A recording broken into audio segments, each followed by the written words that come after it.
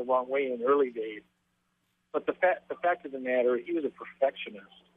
And when he dealt with the individuals who worked for them, especially his direct reports, and individuals who were doing products, he just wouldn't take, shoddy work or lack of an answer. He would drive them to go back and say, if we're going to do this, I want to do it right.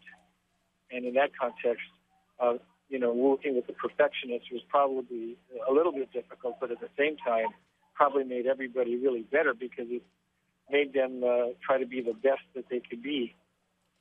And what do you, as an analyst, then what do you think that this means for the company and the next generation of products? Well, I don't know if it'll change that much. I mean, for one thing, every product that's on the docks now was already created almost 2 to 3 years ago. So Steve's imprint will be on the products for the next 2 to 3 years out. Having said that, one thing that you can be somewhat assured of is that Tim Cook and the team absolutely know how Steve thought, what his vision was, how he would make decisions, and I think that will be the driving force for them going forward. And the other thing to really be clear on, Steve Jobs never actually had a short-term vision. His vision for Apple has always been in like 10 and 15-year increments, and I'm convinced that he left them a pretty strong roadmap to carry the company forward, at least for the next 10 years. Mm-hmm. Yeah, absolutely. And in fact, we have been making those comments since he stepped down that he had handed Tim Cook the 100-year plan in a clear lucite box. Do you think, before we let you go, I know you're about to get on a plane, do you think that there will ever be another Steve Jobs, or at least is there one in our lifetime? I doubt there will be one in our lifetime. He clearly was one of a kind. And he was kind of interesting because in many ways he was like Walt Disney, cross-between Walt Disney and P.T. Barnum and some other characters from the standpoint of all the different things he could represent.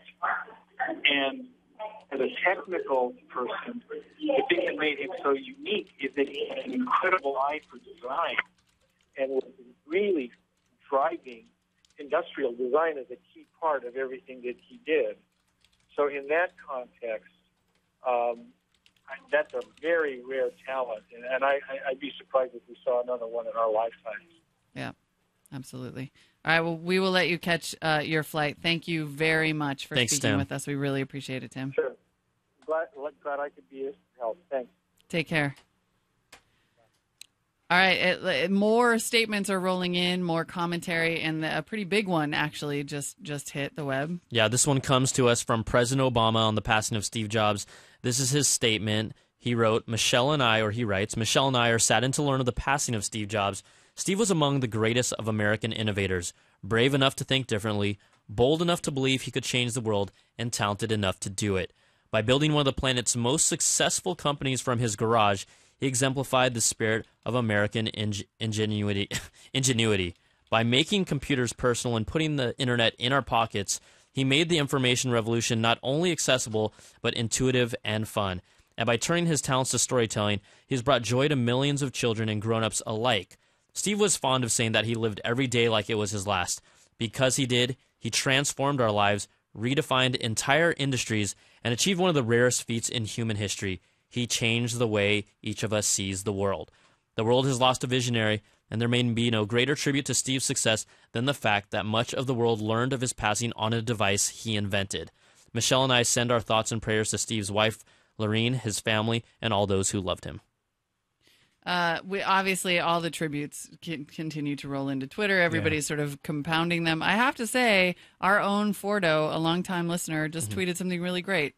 Thanks for sweating the small stuff, Steve. Right on. Right on, Fordo. That's good stuff. That's like Steve in a nutshell right there. Yeah. They do. Yeah. Nobody cared about details more than Steve Jobs, and that is. Or at least he could hire the right people remarkable. to really sweat the details too. Yeah. Absolutely, and stand over them while they sweated it. I do have a couple other statements. Do you want me to just kind of go with those? Yeah, I've got some too, so go for it. Okay. We'll just trade off. Yeah, Mark Zuckerberg wrote, Steve, thank you for being a mentor and a friend. Thanks for showing that what you could build can change the world. I will miss you. Let's see. I've got one from Tony Hawk. Tony Hawk keeps it simple. Steve Jobs was the man. Google co-founder Sergey Brin wrote on Google Plus, from the earliest days of Google, whenever Larry and I sought inspiration for vision and leadership, we needed to look no farther than Cupertino. Steve, your passion for excellence is felt by anyone who has ever touched an Apple product, including the MacBook I am writing this on right now, and I've witnessed it in person the few times we have met. Kevin Smith, the movie director, said, our parents had JFK, we had Steve Jobs. Edison gave us electricity, Jobs gave us the Jetsons in real life. We lost an icon today, mourn him. No hyperbole there whatsoever. No, that He's is not remarkable. known for that, yeah. Dick Costello, Twitter's CEO, says once in a rare while somebody comes along who doesn't just raise the bar, they create an entirely new standard of measurement. Also, Disney CEO Bob Iger releasing the statement. He says, Steve Jobs was a great friend as well as a trusted advisor. His legacy will extend far beyond the products he created or the businesses he built. It will be the millions of people he inspired, the lives he changed, and the culture he defined. Steve was such an original with a thoroughly creative, imaginative mind that defined an era. Despite all he accomplished, it feels like he was just getting started. With his passing, the world has lost a rare original. Disney has lost a member of our family, and I've lost a great friend. Our thoughts and prayers are with his wife, Lorene, and his children during this difficult time.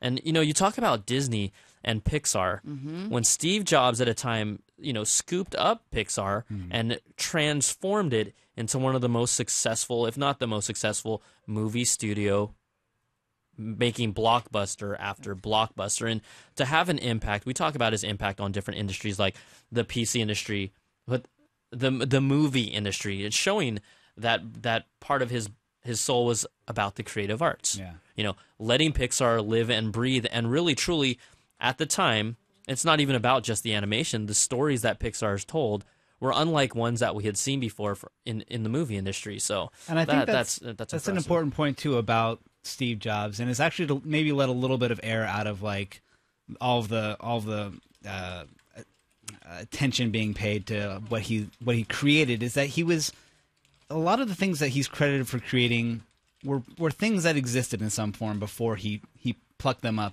and made them great. You know, there was great smartphones before the iPhone. There were tablets out there before there were tablets. There were MP3 players out there before the iPod, and there's great animation studios out there before Steve Jobs picked up Pixar. But what he was able to do, and time after time after time, is take those things and make them right. You know, like imprint himself on them in a way that was so different and unique, and had a vision to them that it made them so different and able to pull out from the pack with such a huge lead that it redefined their entire industries that they were involved with.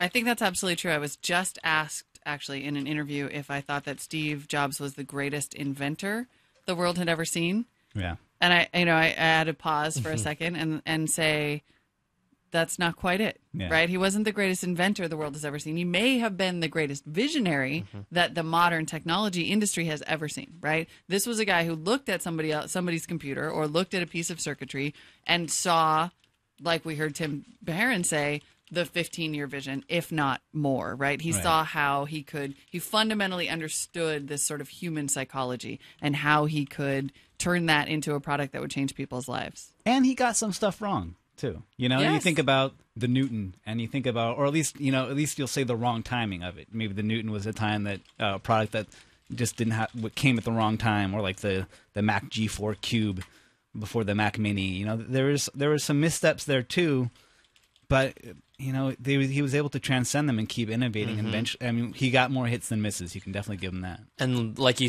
talk about some of the failures, you see how they kind of learned from those things and then implemented or tweaked some of those failures into future products. Like you have something like the Cube, which I own because I was a freak, and I'm like, I bought a Cube like way after the fact, because I'm like, this is almost kind of a piece of history that where Apple wasn't necessarily successful, but that clean design on a little desktop, you know, you could argue that was the first try at a Mac Mini.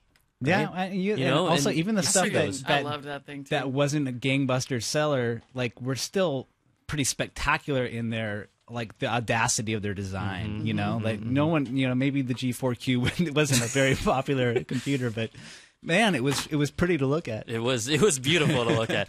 Okay, we're gonna what we're gonna do right now is we're gonna toss to a video. This is Steve in his own words, so stick with us. This is some great stuff. We'll be back taking more of your calls. We'll have more interviews, and we'll get to more of the kind of just the tributes to Steve all over the internet.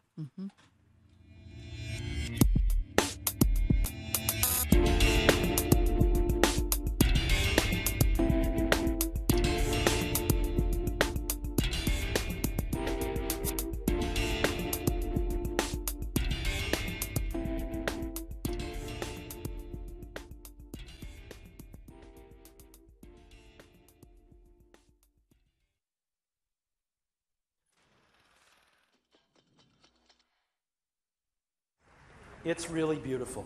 This is what it looks like. Right? That's what it is. This is made incredibly durably. This is polycarbonate plastic, the stuff they make bulletproof vests out of.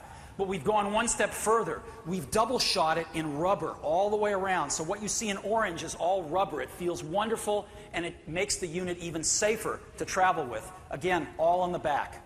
When you open it up, it's really beautiful inside. And the iMac's got a fantastic 15-inch display, but today we are introducing a model with a 17-inch landscape display. Let's go ahead and take a look at it. We are opening 25 Apple-owned retail stores across the U.S. this calendar year in 2001. 25. And the first 2 stores will open this Saturday here at Tyson's Corner in McLean, Virginia, and at Glendale Mall in Glendale, California, across the other side of the country. Why these 2? Because they were the first 2 that were ready. There's nothing magic about it. You can trust that we know Mac OS X is not perfect. We think it's a tremendous start.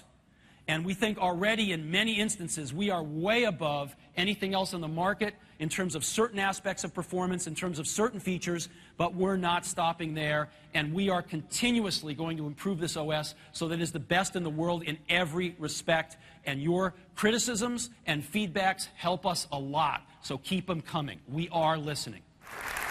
Today we are announcing that the second generation iTunes doesn't just run on the Mac, but it runs on Windows too. Exactly the same thing on Mac and on Windows.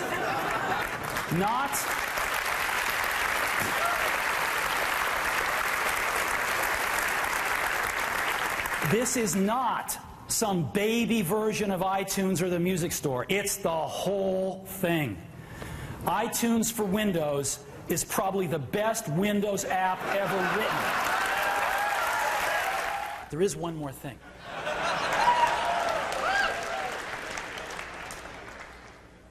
It's one more small thing. When we were inventing all of the technology to build this, tremendous technology to be able to do this. It's way far ahead of what anyone in the industry is capable of doing. We decided to apply that technology to something a little smaller, which is this. Yeah. Want to see that again?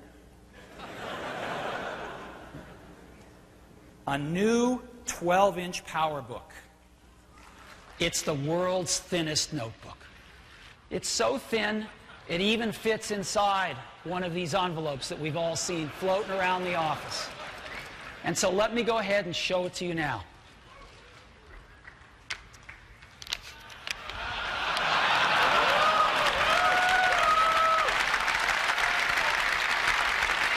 This is it. Let me take it out here.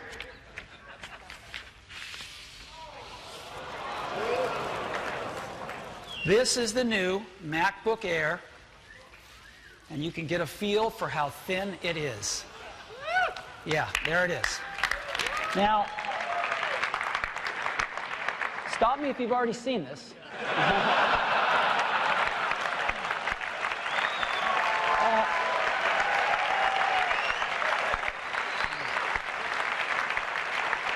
Believe me, you ain't seen it. You've got to see this thing in person. It is one of the most beautiful designs you've ever seen. This is, beyond a doubt, the most precise thing, one of the most beautiful things we've ever made. Glass on the front and the rear, and stainless steel running around, and the precision of which this is made is beyond any consumer product we've ever seen. Its closest kin is like a beautiful old Leica camera. And we'd like to show it to you today for the first time. And we call it the iPad. And again, to see the whole web page is phenomenal. Right there, holding the internet in your hands. It's an incredible experience. Keeping these devices in sync is driving us crazy. And we call it iCloud.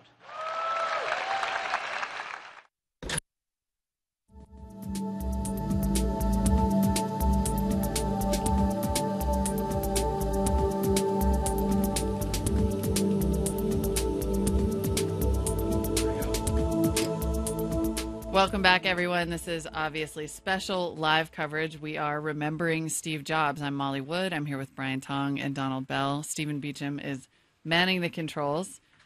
We are taking your calls, 1-800-1888. I will. One day you'll get it right. There will right. come a point where I get this number right. 1-888-900-CNET2638 is our phone number. Please call us with your thoughts. We've been taking your calls for a while now. We're going to keep doing it as long as they come in, basically. In case you've heard. Steve Jobs passed away today at the age of 56. At home, his family issued a statement that said he passed away peacefully at home.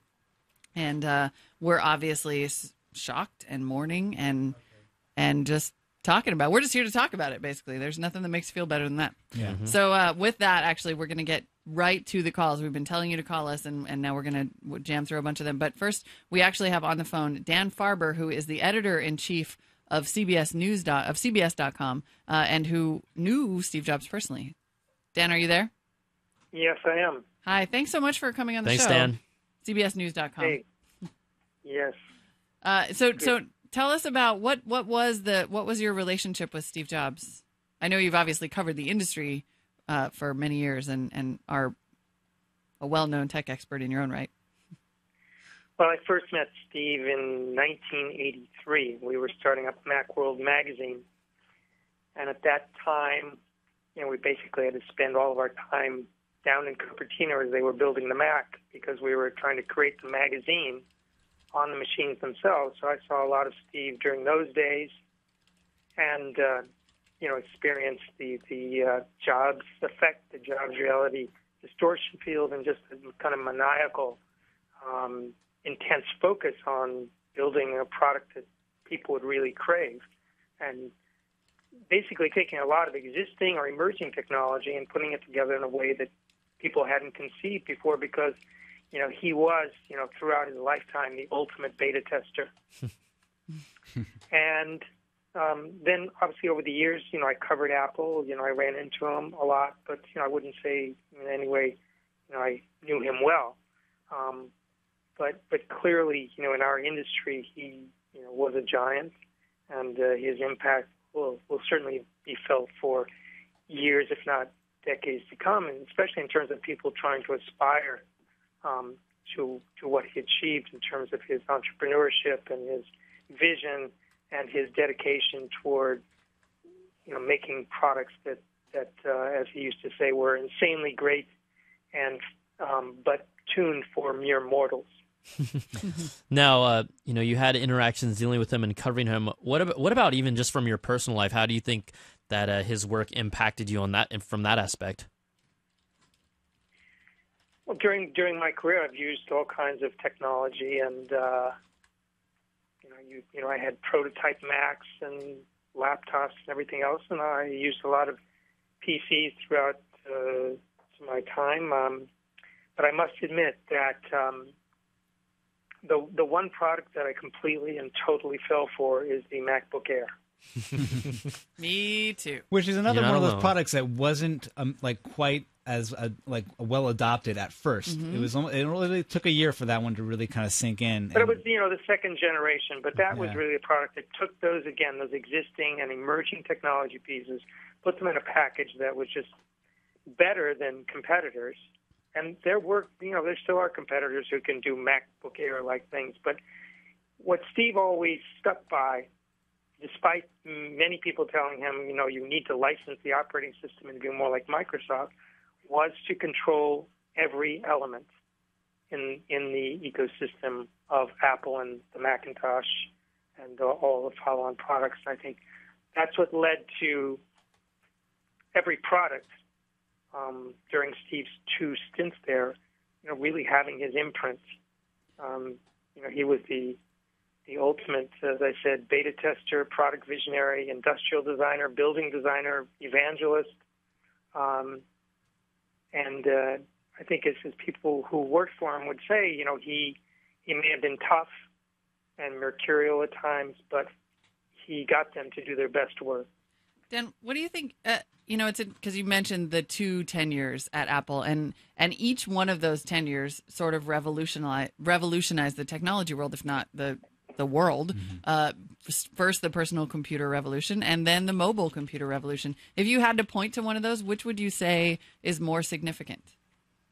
I wouldn't say either. I mean, you can really trace Steve's life where, he started Apple Computer at a young age. He was a kind of a college dropout from Reed, a kind of hippie computer geek who wasn't an engineer, but who just loved the idea of building this kind of product, and went from the Apple II and then created the Mac. And I think it was I don't remember what year, 87 maybe. He got booted out of the company, went away for 10 years. And you could say, he wandered around in the desert, but he wasn't. He was still creating new products, learning new experiences with the Next and Pixar. And when he got back to Apple in 1997, he was a different Steve Jobs. It was a Steve Jobs who knew better how to take a company and move it in the right direction. And that's exactly what Apple needed at that time. So he came in with the operating system and the vision, and continued where he left off, but with a much more kind of mature foundation. All right, Dan, thank you so much for that. I mean, some great insight and thoughts about just your experiences and just his impact. So we really appreciate the call, and thanks for calling in, Dan. We may call you back a little later, actually, because I'm sure that you have a lot of stories to tell. Okay. All right, thank you. Bye-bye. Now we're going to keep on getting to the phone calls. There's so many of you that have been waiting patiently. We're going to go right now to Hank. Hank's been waiting almost an hour, and we just love to hear from you, Hank. Hank from Pennsylvania. Hank, how are you doing? Can you hear us okay? Yeah, I can. All right, if you could turn down your computer speakers, that would be great. All right. All right, there you You'll go. be able to hear us on time instead of with a slight delay. So, Hank, please just tell us how you're feeling and some of your reactions to the news. Well, obviously, I'm extremely upset, just hearing about Steve Jobs passing away. And, it's not like we all didn't know it was going to happen, but now that it has, it's hitting me like a train. Mm-hmm. So tell us a little bit about yourself. Are you an Apple user? Are you an Apple fan? What is it about, I guess, the company or the products that touched you the most? Well, I really, really like Apple products just because I love how simple they all are. Like, I have a MacBook Air and an iPhone 4, and, just my overall experience with these devices is just, it just works. And that's a cliche, but, nothing can more accurately describe how well Apple products are than that phrase. It just works. Mm-hmm. Absolutely. For the most part, I'm going to say you're right. I'm gonna. For the most part. That's what they promised, and for the most part, people felt that. All right. Until you try to jailbreak it. And then you've got some problems. All right, thanks a lot for your call, Hank. We're going to keep on hitting our phones. Actually, sorry about that. We have actually Bridget Carey standing by at the Apple store. We saw some footage of that earlier, and that crowd just continues to grow. Mm-hmm. So we're going to talk to Bridget for a second, see what's happening there.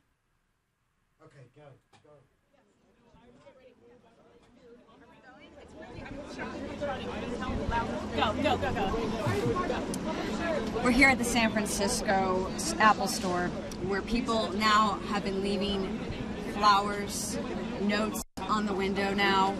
People have taped thank you cards to Steve. People have left Post-it notes for other people to write their messages on. And we're getting all kinds of messages thanking Steve for his contributions, thank yous in different languages.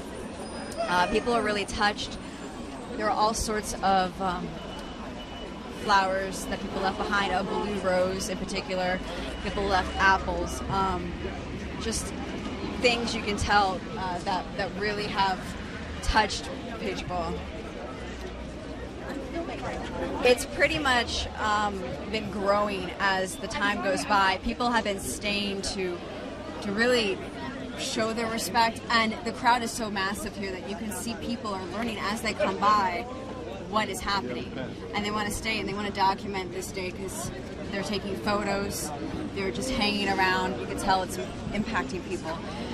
Walking through the store, not everyone knows right away when they walk in, and you can see that the reaction on their faces as they learn. Normally people walk out of Apple stores with a smile on their face because they just bought a new product, but it's a very solemn kind of feeling right now.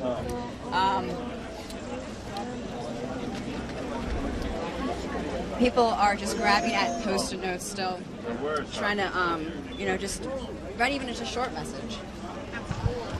Excuse me, guys. Do you know what you want to write? Yes, I do. I just have to find a marker or a pen. They're word down. No, they're gone. Do you have that? Can I borrow that pen? How did you hear the news? Like Michael Jackson. Someone messaged me, and I tried to message other people, and everybody already knew. That's like within minutes. More people are just keep crowding around. We have people who brought candles. Excuse me, sir. Did you bring that from a store you spotted? Yeah, from Walgreens. I heard through Twitter, so I told my friends, even though I'm not really an Apple fan, it's just right to do, to respect a guy who had given the world so much, like in terms of technology, and rejuvenated a company that was on the edge of disaster. So hopefully people remember that and continue that. You bought what kind of card? Just a simple sympathy card. I don't really think that words can really describe anything about Steve other than just greatness. So it's just very simple. And what's your name? My name's William. Thank you. Do you want to write something? You can see the crowd's just growing. Hold on, we got more people who are writing notes. How did you hear the news? Actually, I heard it from my brother, who was kind of beat up about it. But then we came down and decided to just pay our respects. So, genius only comes around once, a couple centuries. So, like this. So, saying thanks and, rest in peace. So, what else do I do? You see people are coming out from wherever they heard the news and traveling to this store just to be a part of this momentous day. They are hearing it on Twitter, hearing it on the news, hearing it just walking by. Okay, I will. Okay. People are taking photos still. It's definitely a big sad feeling in the air. People walking by and just kind of in shock, not many words. Excuse me, how did you hear about it? I just heard it from a friend of mine, so it's really sad news to hear that he's back, but I think through Apple and iPhone and everything, it's going to live on, and hopefully he makes the best for everything. It's just so sad. It's sad news. Where did you hear the news? Did you walk over to this, or would you stumble in the upon car. it? A friend of mine just told us, "Did you hear about it?" And I said, "About what?" Yeah, Steve Jobs just died. So it was quite a shock. Yeah. So what we've been hearing here at the flagship Apple Store. Back to you guys. All right. Thank you, Bridget, for that. So we'll just keep. Can you hear me, guys? I think there you go. All right, thanks, Bridget, from that. That's the App Store. So you saw all the Post-it notes and the cards, just the spontaneous reactions of people heading over the stores, really kind of just becoming these points of just paying their respects and honors. Yeah, also just like watching the chat room here, everyone just talking about like their first Apple product. I brought a few of the iPods in that are in my collection here. A lot of people talking about how they got the Gumstick Nano. That was like one of their first iPod products, or the that was my first, the iPod Mini with the color when they got all colorful and like that. That was the Mini I picked. I did have the original OG iPod because I was such a Mac freak back in the days. Well, I don't have the OG, but I do have like I think it was like the second or third generation deal. Yeah. That had the FireWire input. That's some classic retro stuff right there. Actually, this one was I think the first one when they went the dock connection on the bottom. But yeah, man, you think about this, and I think about this as a music fan. $400, 10 gigs, and just like being so envious of everyone who had one, like early on, like that was like a thing to sing anyone who had an iPod and being like, man, you're living in the future. I can't wait with me like my CD player, like my CD man or something, just being, God, I can't wait till I can get one of those things. No, I remember when I got the first iPod, all my friends were like, what is that? Right? This is when Apple first released it. Everyone's like, what is an iPod? And I'm just like, I'm just going to buy it and see what happens. Right? And it was only Mac compatible. And then once I started using it, I'm like, this thing is amazing. And then as it took about, a year and a half to 2 for people to really start saying, okay, I do want an iPod. It didn't take off right away. Yeah. It was way ahead of its time. So, but it did immediately have like that cachet. Oh, like, yeah. Oh my God, that thing is so Everyone cool. would be like, you use that scroll wheel. How many devices actually had a scroll wheel interface, and you're just like, wait, I'm just clicking right through my music. Just and like before that. you even had iTunes, you'd spend an afternoon like ripping CDs into your computer just to get the music onto your iPod. All right, so we're going to go to calls, and we're going to talk to some of you. Plenty of you have still been calling in and waiting patiently for us. So we're going to start off with Sean. Sean is in Madison, Ohio, and if you guys can remember to turn down your computer speakers. Sean, how are you doing? Can you hear us okay? Hi, yes I can. Thank you so much for staying on the line with us. Sean, just tell us where you're from and just how you're feeling about this right now. Okay, I am from Madison, Ohio, up near Lake Erie. Mm-hmm. Honestly, the shock is really setting in. It's hard to think about how a company moves on from a loss of such an influential person. It's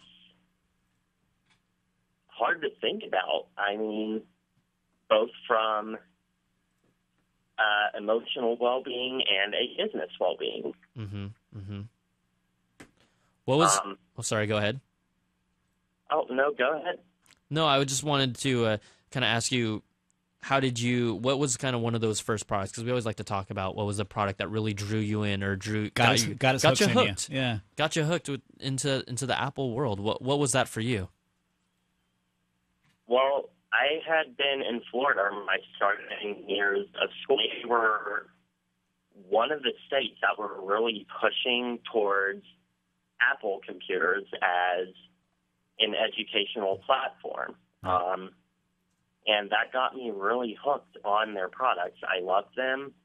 I never really owned a Mac until this year. I've had hand-me-down Macs. I've been with an iMac, a Power Mac G3.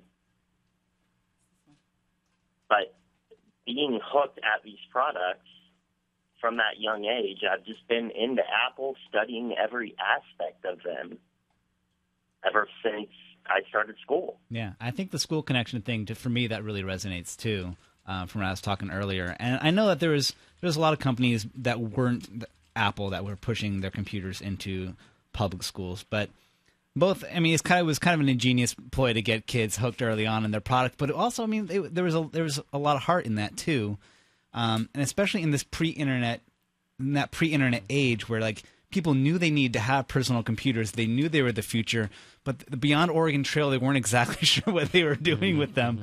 And then the internet came along and it all kind of made sense in hindsight. But that was a big part of my own legacy and my own connection with Apple early on. Was just like this was the computer that didn't feel intimidating to get involved with as a kid. Yeah. I have to confess here and now that I never played Oregon Trail. Never. And barely even know what it is. But I think it was like Number Crunchers was the other one I used to do that where you gobbled up the numbers. It's okay. You don't want dysentery, and you can get that from Oregon Trail. But I did have. See, I haven't either. You haven't either. See, I am not alone. Sean. Thank goodness. Maybe it was the sadistic local California schools that had all people go through the motions of getting dysentery. Was it a typing game? You have confused me. I had the flying toasters though, and that was my first computer when I went to school. Actually, the PowerBook 145B. Hey. I know. All right. Well, Sean, thank you so much for calling in, and we appreciate you taking the time and sticking on the line. We're going to keep on going to more calls here right now. We're going to go to Mike. Mike is in Columbia, Maryland. Mike, staying on the line patiently with us. Can you hear us okay? I can. Excellent, Mike. Just tell us about how you're feeling today and just kind of how you got hooked into some of the Apple products and just the world that Steve Jobs created. Well, like everybody else, it was total shock. I mean, I was sitting here and my Facebook feed started blowing up, and I was looking like, oh, wow, and immediately thought it was another hoax. Went to the Apple homepage, saw their tribute, and was like, wow.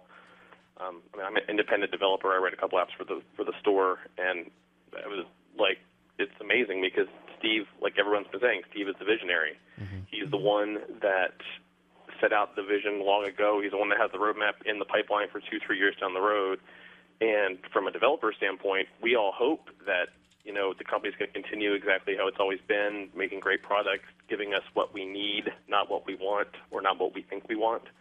Because Steve had that uncanny ability to look into the future and see what everyone is going to need before we knew we needed it. And, of course, after the big, the Steve notes, be like, oh, yeah, of course we needed that. Why didn't we think about that? Mm-hmm. And Steve's pretty much the only person recently in the industry that can do that on a consistent basis. And for that to continue, we hope that Apple has got his DNA deeply ingrained in the company, as we all hope they do. And, I mean, it's just wow for everybody. Yeah. Mike, what was kind of, in your mind, one of Steve's legacies? I think Steve's greatest legacy is going to be that design matters, because when the original Apple II came out, everyone had, this little box that was all basically the same. There was no style, there was no anything, and then Stephen Woz brought in this device that actually looked like it was designed to be something that mattered to people.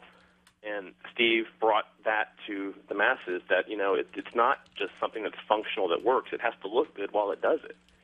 And that's something that other companies are still trying to figure out, and other companies are copying to figure out. But, I mean, Steve started that long ago, and it's just carried through all the way through from now. All right. Well, Mike, thank you so much for calling in, and thanks for your time. And you guys remember, you can keep on calling us. It's 1-900-888-CNET.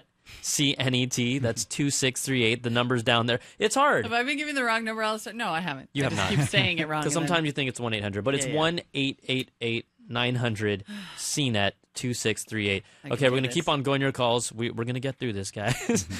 Get the number right at least by the end of the show. That's all that matters. Getting the number right. We're going to go to Gio. Gio in Hollywood, Florida. Gio, thanks for joining us today. Just tell us how you're feeling and some of your thoughts about what's going on today. Mm-hmm.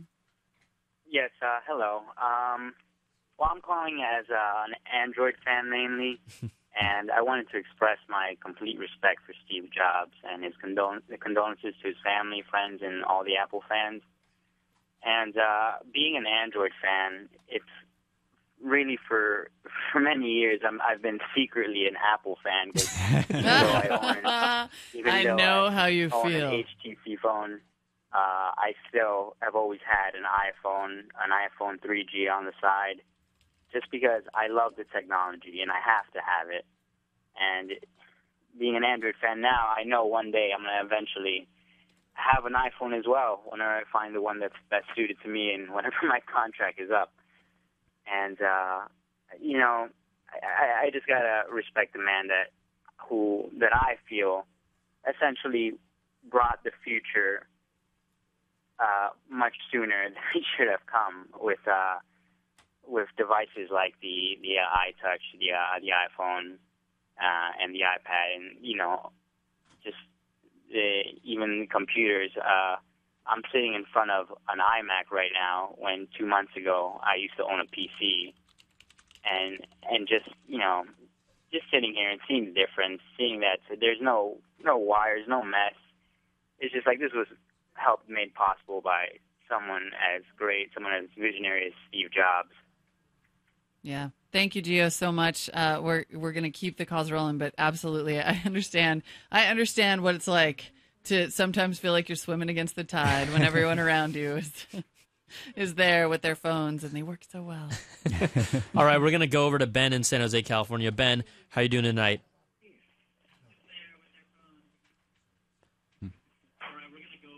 Ben, you're going to have to turn down the volume of your speakers. I'm sorry. But just for the time being for our call, just so that you can hear us at the same time. Ben, can you hear us now?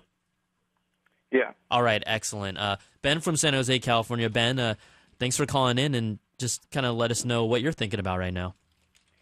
Right now, I'm pretty mind blown and speechless. I mean, I'm a huge Apple fanboy. I'm a tech writer and reviewer, and I knew this was bound to happen, but it's one of those things when it actually happens, I feel like I've lost a friend that I've known for many years, and it's quite surprising because I didn't think that it would feel like it's such a big deal in my life, and just looking at how many of my friends and classmates have been posting and sharing about this the whole entire day, and it's just very, very surprising that it's such a big deal, and it's even gotten to the point where it's crashed Twitter.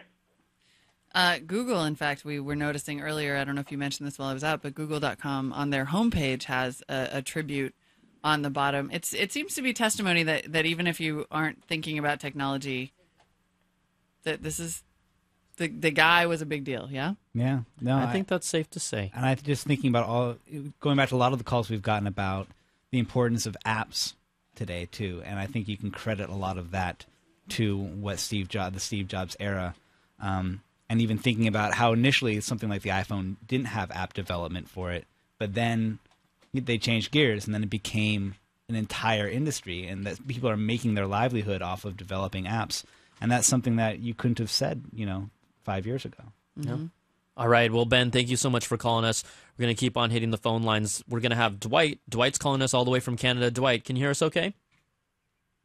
I can hear you just fine. All right. Thanks for calling in, and thanks for staying on the line. Dwight, how are you feeling tonight with all the news that you've heard about Steve Jobs' death? Sad, because I look around and I see all the stuff that wouldn't be here without him.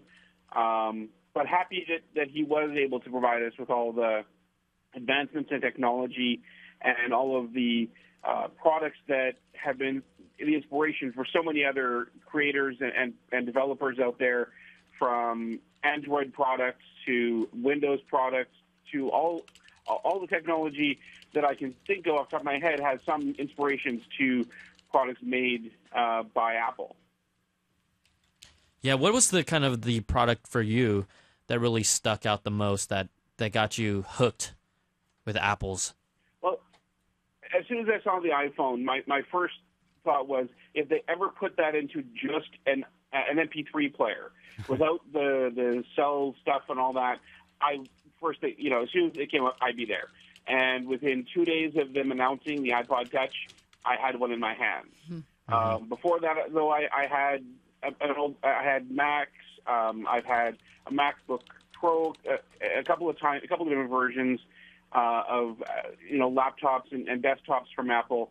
Right now, I have 2 iPod Touches. I'm not sure why I still have the old one, but maybe it's just sentimental reasons, I guess. And I also have a Mac Mini that I use every day in doing what I do, as part of my livelihood. And now, did I see that correct, that you work for a podcasting company and network, right? Actually, I own my own company, Molly, actually. You do? Well, congratulations. Yes. It's a small company, but it's what I'm proud of. But that seems to be sort of a notable thing, that these were products that really opened up industries. Yeah, podcasting. There's another one you can just point to. Yeah, I mean, the hits just keep on coming, Yeah, without the integration of podcasts into iTunes, would we even have those? The podcasting to the level it is now. Would companies like CNET and others have podcasts, done to this level that you guys have this amazing studio there? Yeah, I mean, you can say that about just the arts desktop publishing on a Mac, video editing. I mean, that was the platform where a lot of those took off because of just the ease of use and also just kind of the reliability of the system as a whole. Now, thanks for calling us and thanks for calling in. Right now we're taking a look more at the Apple Store. You can now see candles that are on the ground. You can also see the number of Post-its and cards. The crowd is a lot deeper. Everyone is really gathering around. Yeah, I mean, it's changed so dramatically since the first time that we started looking at these images outside the Apple Store, when it sort of felt like people were trickling in a little like refugees. People were walking by, maybe wondering what was going on. Now, I mean, it has turned into a full-on vigil. We're seeing flowers. We're seeing what almost looks like an art installation, lights, candles. It's really... there are Post-its you can kind of see there all over the glass wall there that people are putting up notes. Yeah. I can only imagine what it's like in Cupertino, what it's like elsewhere. So these are live pictures from our CNET team here. You can hear the audio there. It seems hushed. And it's a very different atmosphere than normally in Union Street. It seems funny, and it may be in bad taste to admit this, but like so often, like I've referred to Apple stores as like the Church of Apple. You know, like there was something where even before this, people would come to Apple stores, maybe not even to buy a new computer or a new iPod, but just as an experience to go kind of live inside that Apple. That feeling, that the Apple way of doing things, and to be a part of that, even if they'd walked away with nothing. These, Apple stores are these kinds of shrines, outside of this context to Steve Jobs' vision, and it makes sense that these would be the first places you kind of go to pay some respect. Well, look, so you can see, notes here. Yeah, ISAD, just thank you. So many of them seem to be thank you for all I've done. Thank you for all you've done. Thank you, Steve. I heart Apple. I hate goodbye. Cancer. Yeah. Yes. Life actually lived. Reality distortion field, insanely great. It just works. Love you, Steve. Look at that. And that's a great one right there. Yeah, that is remarkable. Where are they getting those Post-its? Well, people have bought Post-its, passing them and they've just left them there You've got so a people note can leave them on the floor. We mentioned earlier in our broadcast, too, that these are really... Oh, look at that good drawing. Thank you for changing the world. That these stores become really tourist attractions. We saw a note there from the Netherlands. You gave us the cloud of computing. You create technology, heaven for millions on earth. May your creative juice continue in heaven. Oh. Yeah, I mean, when you talk about, like you said, the Church of Apple or the Church of Steve, I mean, long before when I would go to different cities, I would seek out even though you knew it looked exactly the same, right? You would still go into an Apple store just to be like, I went to the Apple store in Hawaii. I went to the one in Texas. I went to the one in Arizona just because they were beautiful stores. And if you were a fan of just the Apple experience, you sought them out. Also, if you're tech-minded, even a tech-minded teenager, they were kind of a place to be around your people in a place that might otherwise be a small town with a strip mall or something like that. You're like, I'm going to go hang out at the Apple store. Free internet. Facebook. Yeah, I not long after I was in Japan in 2005, which I think is not long after they started opening the retail stores, right? And they had just opened the Giza store, and and it was just like that, right? It was like, if I'm in Japan, I'm going to the Ginza store. Yeah, thank you. Sorry, I was like, wait, where? I'm like, the Ginza store to me was the old. I think longtime fans of the show have heard me tell the story a bunch of times, but to me that was like the epitome of the Steve Jobs ethos. That store, it's a 3-story floor, and the elevator has no buttons. Yeah, it just stops at every floor, and you just go with it. My manager from my former Apple store, he ended up becoming the manager at that store, and I just asked him, and I had visited him, and when I was there, I'm like, this is unlike any store I've ever seen. And the first thing he said, and Steve probably felt the same way, is come here and check out the elevator, because you walk in and it takes you to the floor, but it had that cool. Who makes an elevator with no buttons? Yep. Guess who? Only a man who hates buttons with a white hot intensity of 1,000 suns. Maybe they'll have Siri inside that elevator. Yeah, and so and on top of the Ginza, it was the business offices there, but it's an amazing building. It really is. It was a remarkable thing to see while I was there. We have a few more quotes coming in from people. Steve Ballmer says, "I want to express my deepest condolences at the passing of Steve Jobs, one of the founders of our industry and a true visionary. My heart goes out to his family, everyone at Apple, and everyone who has been touched by his work." And then let's see. There are some amazing tweets actually coming in just from people who follow us. A lot of them are saying, thanks for being on because it's good to be with friends. A sad day. I've been expecting this news for a while, but now that it's here, I can't believe it. One of the sweetest ones I've seen, actually, I will tear up now, but talk to Jorge Lopez says, I'm so happy to see that Steve Jobs is no longer in pain. He was my hero, but I hated to see him suffering. He did so much. Love him. Which is that's a very human thing to express, and we appreciate that because this is also a person who was really sick for a long time. Yeah. And I remember thinking that too, seeing him come back when he had the comeback show, when he did a product launch for the iPad, and he had recovered from surgery, and he was frail, but he was, after the whole presentation was over and he was just kind of meeting and greeting with a lot of the press, a lot of his friends that were there in the event, he seemed so happy and so just appreciative to have a little bit longer on this planet, and there was part of me, I think, even up until today, that thought maybe Steve Jobs had the ear of God and could get another chance, to live a little bit longer. But it is sad to see it so final now. Yeah. All right, guys, we're gonna go continue to hit the phones and get your thoughts of everything that's happening. We have a longtime listener and friend, Rogue Test, Teresa. She's calling in from Irvine. Teresa, can you hear us?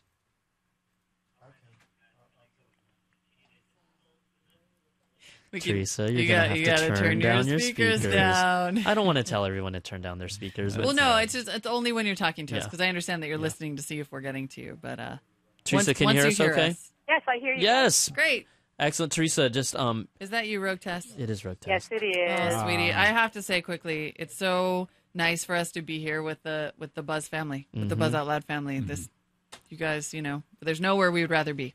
Teresa, well, I've seen a lot of expressions of appreciation for your putting this show together, because I think one thing that Steve Jobs helped to create was this opportunity for people to share an experience like this through social media and all in real time, in a way that actually we can recapture it later by looking at the log or whatever, and when we have a little more perspective. So thank you. Thanks, Steve. And it is great to see all, my peeps in the chat room. Now, Rogue Test, we know you're a teacher, and Apple had a lot of impact in the education. Did you see that firsthand, or how was that experience in seeing Apple products? Did you get to interact with them, or were they used at your school quite often? Absolutely. I actually had a K-Pro when I was in law school, and the first Mac that I touched was when one of the summer hires came through with their own little Macintosh, and all of us were drooling and wow, this is really cool. This was in 1986 or 7, somewhere around there. And then bummer. Oh, we lost Teresa. Okay. Well, Teresa, if you can call us back, we'll get you. We'll get you on the line. So we're gonna move on to our next caller. This caller is Reggie, and Reggie calls us in from Florida. Reggie, how are you doing today? Good. All right, Reggie. Can you just tell us what you're thinking right now?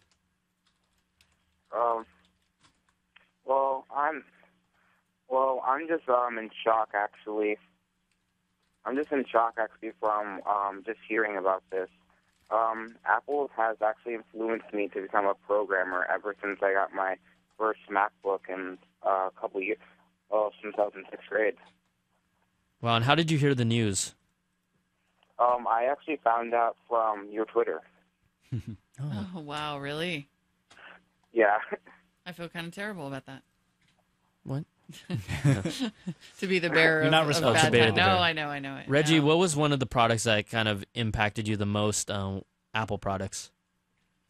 I would honestly say just the plain old MacBook. it was my first computer, and it's actually started it all for me. Where to the point where I kind of saw how amazing Apple was, and I just want to be part of the ecosystem. And from there, I ended up getting a lot of the other products. Like I now use an iPhone, and I have an iPad. It kind of just led me to becoming an Apple fanboy, if you want to say. And is there anything that, you know, off the top of your head, the thing that you'll remember about Steve the most and Apple the company? Oh, the thing I'll remember the most about Steve is his designs, because well, everyone else kind of just stuck with the plain old boring design that everyone else has been using for how many years. Steve Jobs took it to the next level, making brilliant designs like the iPhone 4. No one's ever seen a phone like that. The MacBook Air, like that.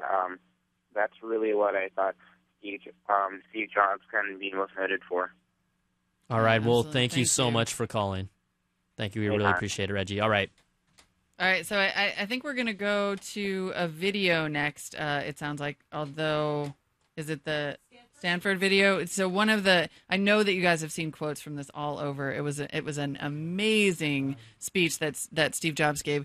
So much more poignant now. Obviously, even at the time, it brought tears to your eyes. Definitely get your Kleenexes ready. But we do really want to show you this. It was one of the most sort of amazing, really personal expressions that I think a lot of people have seen him give. So here's Steve Jobs addressing Stanford graduates. Brought to you by Stanford University. Please visit us at stanford.edu.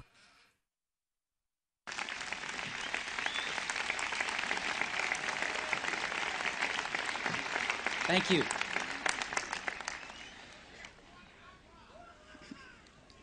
I'm honored to be with you today for your commencement from one of the finest universities in the world. Truth be told, I never graduated from college, and this is the closest I've ever gotten to a college graduation. Today, I want to tell you 3 stories from my life. That's it. No big deal. Just 3 stories. The first story is about connecting the dots. I dropped out of Reed College after the first 6 months, but then stayed around as a drop-in for another 18 months or so before I really quit. So why'd I drop out? It started before I was born. My biological mother was a young, unwed graduate student, and she decided to put me up for adoption. She felt very strongly that I should be adopted by college graduates, so everything was all set for me to be adopted at birth by a lawyer and his wife. Except that when I popped out, they decided at the last minute that they really wanted a girl. So my parents, who were on a waiting list, got a call in the middle of the night asking, "We've got an unexpected baby boy. Do you want him?" They said, "Of course." My biological mother found out later that my mother had never graduated from college and that my father had never graduated from high school. She refused to sign the final adoption papers. She only relented a few months later when my parents promised that I would go to college. This was the start in my life.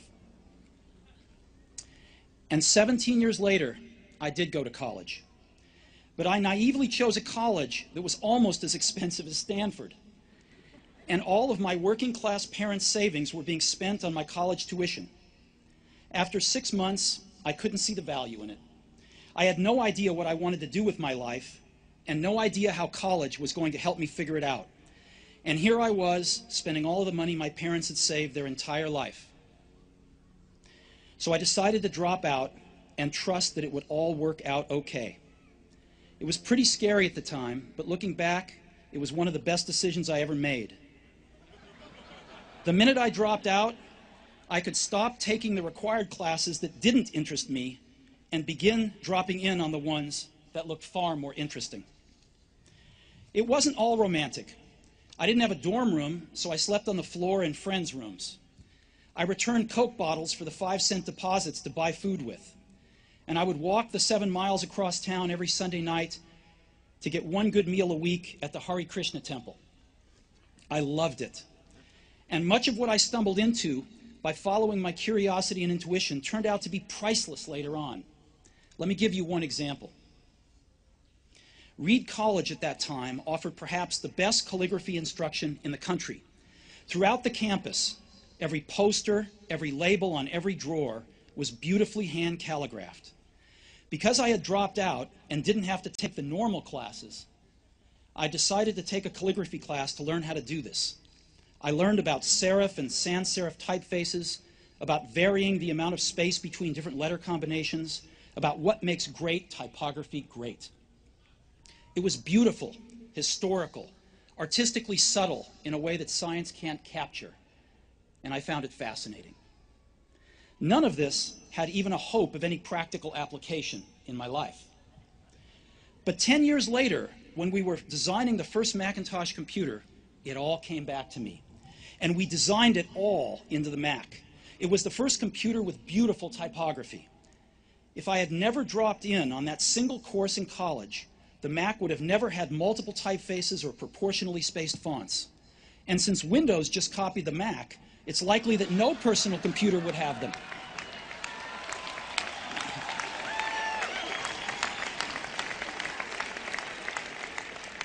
If I had never dropped out, I would have never dropped in on that calligraphy class, and personal computers might not have the wonderful typography that they do.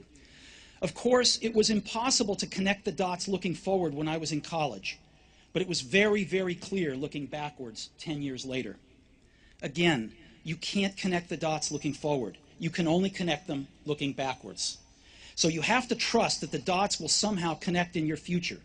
You have to trust in something, your gut, destiny, life, karma, whatever. Because believing that the dots will connect down the road will give you the confidence to follow your heart even when it leads you off the well-worn path, and that will make all the difference.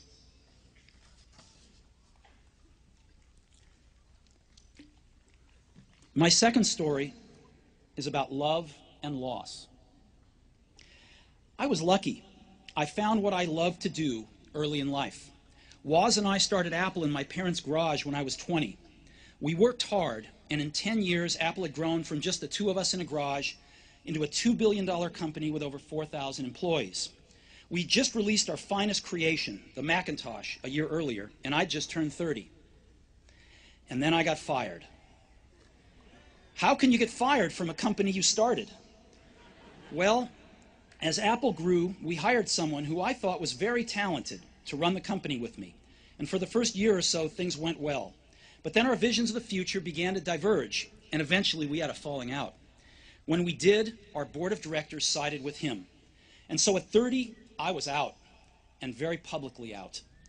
What had been the focus of my entire adult life was gone, and it was devastating. I really didn't know what to do for a few months. I felt that I had let the previous generation of entrepreneurs down, that I had dropped the baton as it was being passed to me. I met with David Packard and Bob Noyce and tried to apologize for screwing up so badly.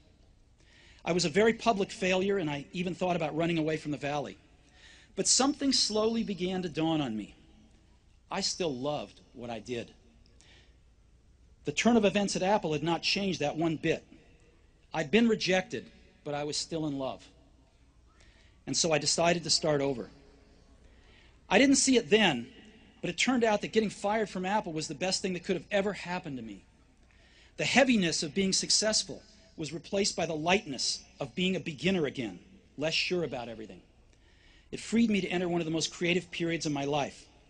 During the next 5 years, I started a company named Next, another company named Pixar, and fell in love with an amazing woman who would become my wife.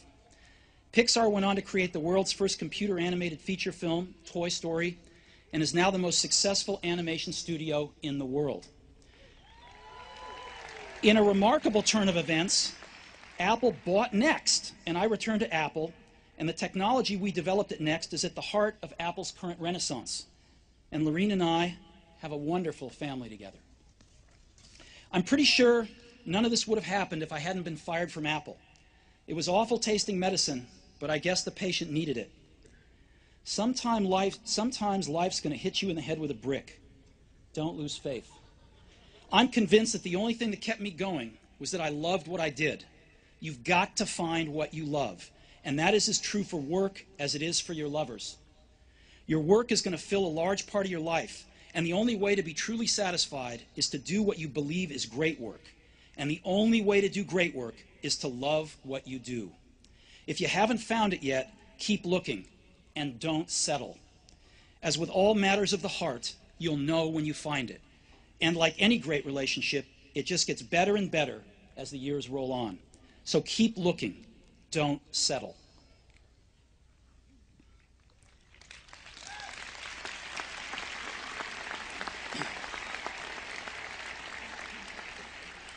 My third story is about death. When I was 17, I read a quote that went something like, "If you live each day as if it was your last, someday you'll most certainly be right." It made an impression on me, and since then, for the past 33 years, I have looked in the mirror every morning and asked myself, if today were the last day of my life, would I want to do what I am about to do today? And whenever the answer has been no for too many days in a row, I know I need to change something. Remembering that I'll be dead soon is the most important tool I've ever encountered to help me make the big choices in life. Because almost everything, all external expectations, all pride, all fear of embarrassment or failure, these things just fall away in the face of death, leaving only what is truly important. Remembering that you are going to die is the best way I know to avoid the trap of thinking you have something to lose. You are already naked. There is no reason not to follow your heart. About a year ago, I was diagnosed with cancer. I had a scan at 7:30 in the morning, and it clearly showed a tumor on my pancreas. I didn't even know what a pancreas was. The doctors told me this was almost certainly a type of cancer that is incurable, and that I should expect to live no longer than 3 to 6 months. My doctor advised me to go home and get my affairs in order, which is doctor's code for prepare to die. It means to try and tell your kids everything you thought you'd have the next 10 years to tell them in just a few months. It means to make sure everything is buttoned up so that it will be as easy as possible for your family. It means to say your goodbyes.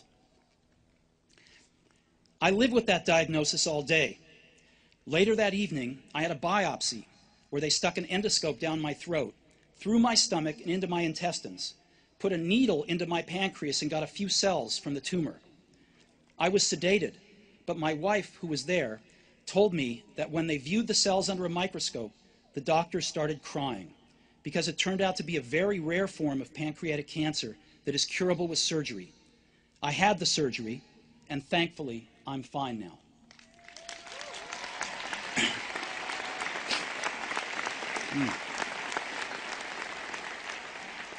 This was the closest I've been to facing death, and I hope it's the closest I get for a few more decades.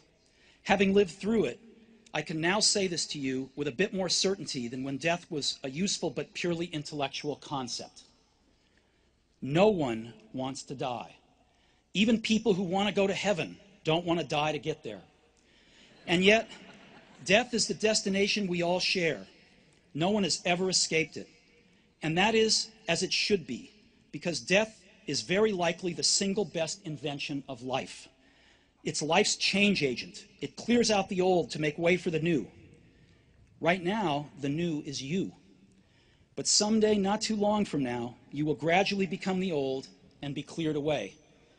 Sorry to be so dramatic, but it's quite true.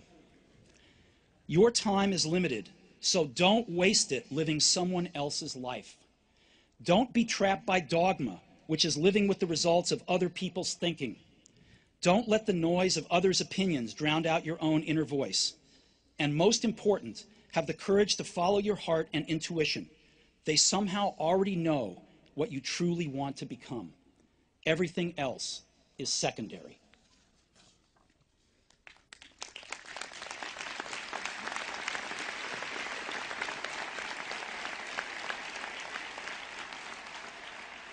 When I was young, there was an amazing publication called the Whole Earth Catalog, which was one of the Bibles of my generation. It was created by a fellow named Stuart Brand, not far from here in Menlo Park. and he brought it to life with his poetic touch. This was in the late 60s, before personal computers and desktop publishing, so it was all made with typewriters, scissors, and Polaroid cameras. It was sort of like Google in paperback form 35 years before Google came along. It was idealistic, overflowing with neat tools and great notions. Stewart and his team put out several issues of the Whole Earth catalog, and then, when it had run its course, they put out a final issue. It was the mid-1970s, and I was your age. On the back cover of their final issue was a photograph of an early morning country road, the kind you might find yourself hitchhiking on if you were so adventurous. Beneath it were the words, "Stay hungry, stay foolish." It was their farewell message as they signed off. Stay hungry, stay foolish. And I have always wished that for myself. And now, as you graduate to begin anew, I wish that for you. Stay hungry, stay foolish. Thank you all very much.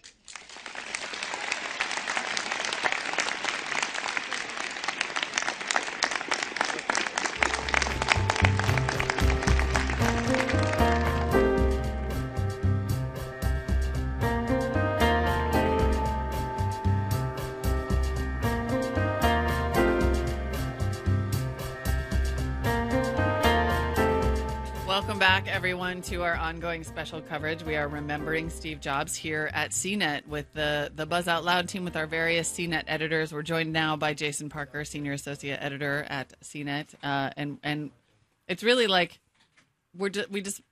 everybody's dropping by the chat room and the live stream and the studio to kind of tell stories about Apple and Steve Jobs and how our, as tech editors especially, how our lives were touched by living in this era. I just wanted to come by and sort of tell a little story about when the iPhone first launched in 2007.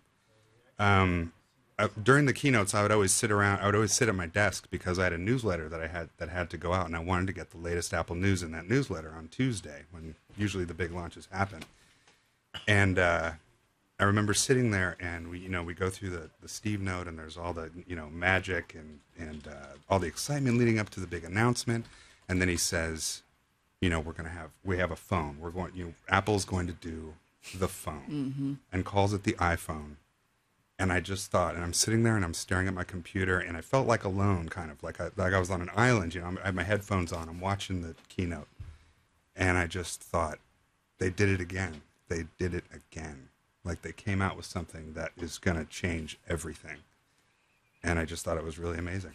Yeah, I remember that day, those Steve Jobs keynotes are always such an event, right? They rock the tech world. There's so many rumors leading up to it. And one of the big rumors and topics of discussion before iPhone was, are they going to call it iPhone? Right. Yeah. Because Cisco owned the trademark, remember, on that term iPhone. And there was so much that was phenomenal about that announcement and so much that was earth-shattering. And then it was such a classically Steve Jobs moment to say, and we're calling it iPhone. And he was like, you better believe we're calling it iPhone. And we'll have enough money to, send a little your way, Cisco, so that we can keep that name. Yeah, pretty much. So don't worry about it. We'll take care of it. iPad, I think it was either Toshiba, one of those companies that owned the iPad name, before the iPad was, accepted as the name that Apple ran with. So Right. Steve Jobs got what Steve Jobs wanted in some ways, and it's not to say that he did everything perfectly like we were talking about, but that iPhone vision, and that he had that in mind all along, and he was not going to hear anything different. Yeah. It was that force of will, really. I think that a lot of people don't know this because I have such a reputation as a little bit of an Apple hater, or have. But my first job in technology was with a Mac magazine. I was an editor because I was a reporter before that, just a straight-up journalist, Associated Press, and my first job in technology was at Mac Home Journal magazine here in San Francisco. Yep, right there at 3rd and Market, above what eventually became an AT&T store that sold iPhones by the bushel. It's all so weird. And I reviewed the very first iMac DV. I remember those. Was it the graphite? It was the graphite looking one. Yeah, the graphite one. Yeah, with the FireWire. Because there was the iMac, and then they came out with iMac TV with FireWire for the first time. Yeah. And yeah, now the chat room is pointing out that now I basically own almost every product they make. But I very well remember my very first Macworld keynote and sitting there and sort of feeling this weird tingle, feeling a flush creep over me, feeling like, wow, I can't stop being excited about this. Yeah, I mean, those were experiences that when you were in the room, even looking on the outside, I remember when I used to work at the Apple retail stores, and they used to put the keynotes on the big screens in some of the limited stores. Customers would come out. We'd have around 50 to 100 people at 9 or 10 in the morning come to the store before it opened just to watch it. And even when you were externally outside of that bubble, you were still excited. And people would clap in the store. How many times do you have people clap in a retail store like spontaneously? It doesn't happen that often. And so you definitely have that excitement was always in the air whenever he took the stage. Yeah, it was an amazing thing to see. I remember feeling like I shouldn't be this excited. I'm a journalist. Damn it. And you'd always hear that, how the reactions from the audience were like over exaggerated, and people would kind of make fun of that, like here we are in the Church of Steve at the Steve Note, and and people just wildly clapping, but people were really, really excited about the stuff that they were coming out with, and it was always a huge surprise, Once you got inside that reality distortion field, whether it was real or not, something was working. Yeah, something was working. All right, we're going to get to your calls in a minute. Let's get to a little more reaction from the Apple Store in San Francisco. Speaking of the Church of Apple at this point, this is where people are really gathering to express their sorrow, to express their feelings, to express actually what I think is most wonderful is to express their gratitude. So we're going over to Bridget Carey right now in front of the San Francisco Apple Store. We're here at the San Francisco Apple Store where it's a chilly night, and all throughout the night people have been coming by to pay their respects by lighting candles, leaving flowers, leaving notes. And some people have left post-it notes and markers for other passerbys to quickly write what's in their hearts right now. We're having all sorts of languages being written here, from Portuguese to Arabic to Thai. Some of the notes say, "You are the genius. Thank you, Steve. Rest peacefully. Thank you for changing the world. Thank you for improving our lives. Goodbye, Steve. Thanks for everything, Steve."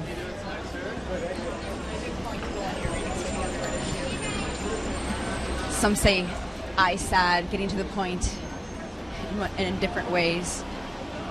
"Steve, you're on your own iCloud."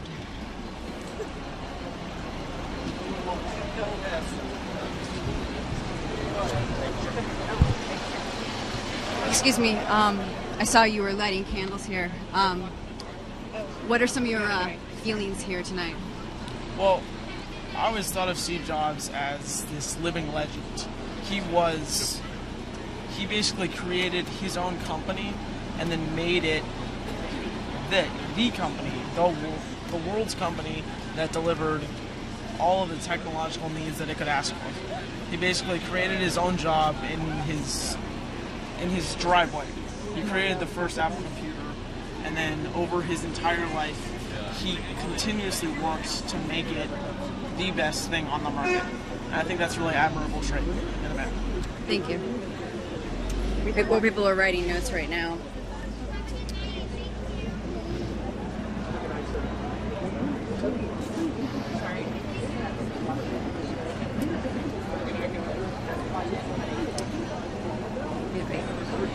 Excuse me, as you see this, how are you feeling right now, and why did you want to leave a note?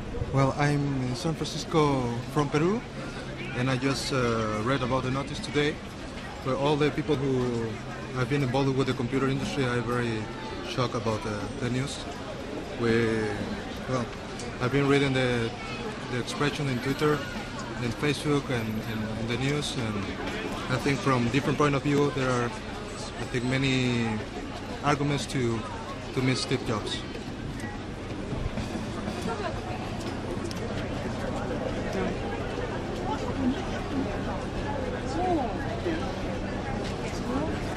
Excuse me, what are you feeling right now as you came by upon this and you want to write a note? Oh, God, I just feel incredibly sad. I think San Francisco Silicon Valley and just the world over has lost a really incredible man and a visionary, and he'll be deeply missed. Thank you. People are coming by and hearing the news just by walking by and seeing the sites and all the outpouring of condolences. Someone just left flowers right now. Some other notes. Thank you for improving our lives. You are not gone, nor ever forgotten. Thank you for changing the world. Thank you, Steve.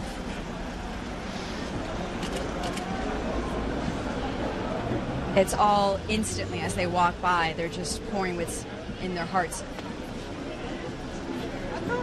There's a pretty big crowd gathering around, too.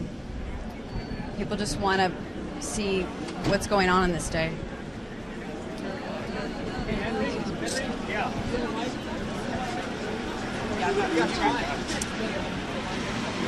From the San Francisco Apple Store, I'm Bridget Carey for CNET TV. All right. Thanks, Bridget. And as you guys can see, that scene continues to get larger and larger. Mm-hmm. More candles, more Post-it notes, and just an amazing sign of people paying their respects to Steve Jobs. And you could hear, I think you could hear people walking by and finding out the news. I mean, there was that, there was this chorus of, oh my gods in the background. Yeah, I mean, I think people were walking by and kind of discovering it at that moment. It's quite a scene. I think people who even were, adamantly against Apple they're now coming out and being like, well, we understand that this guy really made an impact on the entire industry. Mm-hmm. Mm-hmm. There are some more sort of Twitter commentary, Twitter reactions coming out. Ashton Kutcher is tweeting, we have all surfed on the wake of Steve Jobs' ship. Now we must learn to sail, but we will never forget our skipper.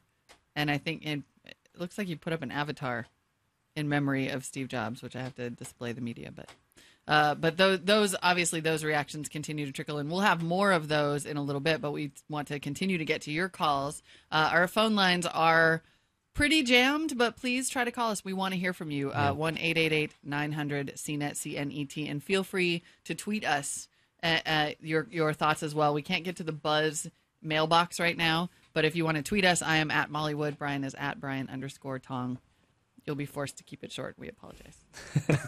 All right, guys, we're going to go back to the phones. Kyle's been waiting online patiently. Kyle, can you hear us okay? Hello? Hey, Kyle. Thanks for staying with us, and thanks for calling in. We just wanted to get your thoughts on how you're feeling tonight. Well, I'm pretty bummed that he passed away. But, I mean, he changed the world. The world's totally different because of all the products that he created. I mean, my first product from Apple was the original iPod Shuffle and the first generation G5. And, I mean, I was coming from, like, a Windows PC, and it was just amazing. It was different. But I also think that him passing away will help the hype with the iPhone 4S, which was getting a lot of hate because it wasn't a 5. But I think a lot of people will be saddened enough that they will go and buy the 4S. It's interesting you say that, Kyle, because I had a few tweets where someone said, now you can call it the iPhone for Steve. Yeah. That's... And I mean, you could feel it, right? The iPhone for Steve. Oh my gosh, that's pretty crazy. So, Kyle, you talked about the Shuffle. What if you had to say the legacy or the thing that you'll remember the most about Steve Jobs? Definitely, there's one last thing, or one small thing, or one more thing. There you go. Yep. Yeah, absolutely. That original. Right there, that line. Yep. It's every time there's a keynote, everyone will say, what's the one more thing? Mm-hmm. Mm-hmm. So thank you, Kyle, for calling in. We really appreciate it. We're going to jump over to Steven. Steven is in Georgia. Steven, how are you doing today? Okay, Steven, can you hear us for a second? Yeah. All right, There you Steven, are. there you go. Thanks for calling in. We just wanted to hear your thoughts and what are you thinking about, what's on your mind right now with the passing of Steve Jobs. Mm-hmm.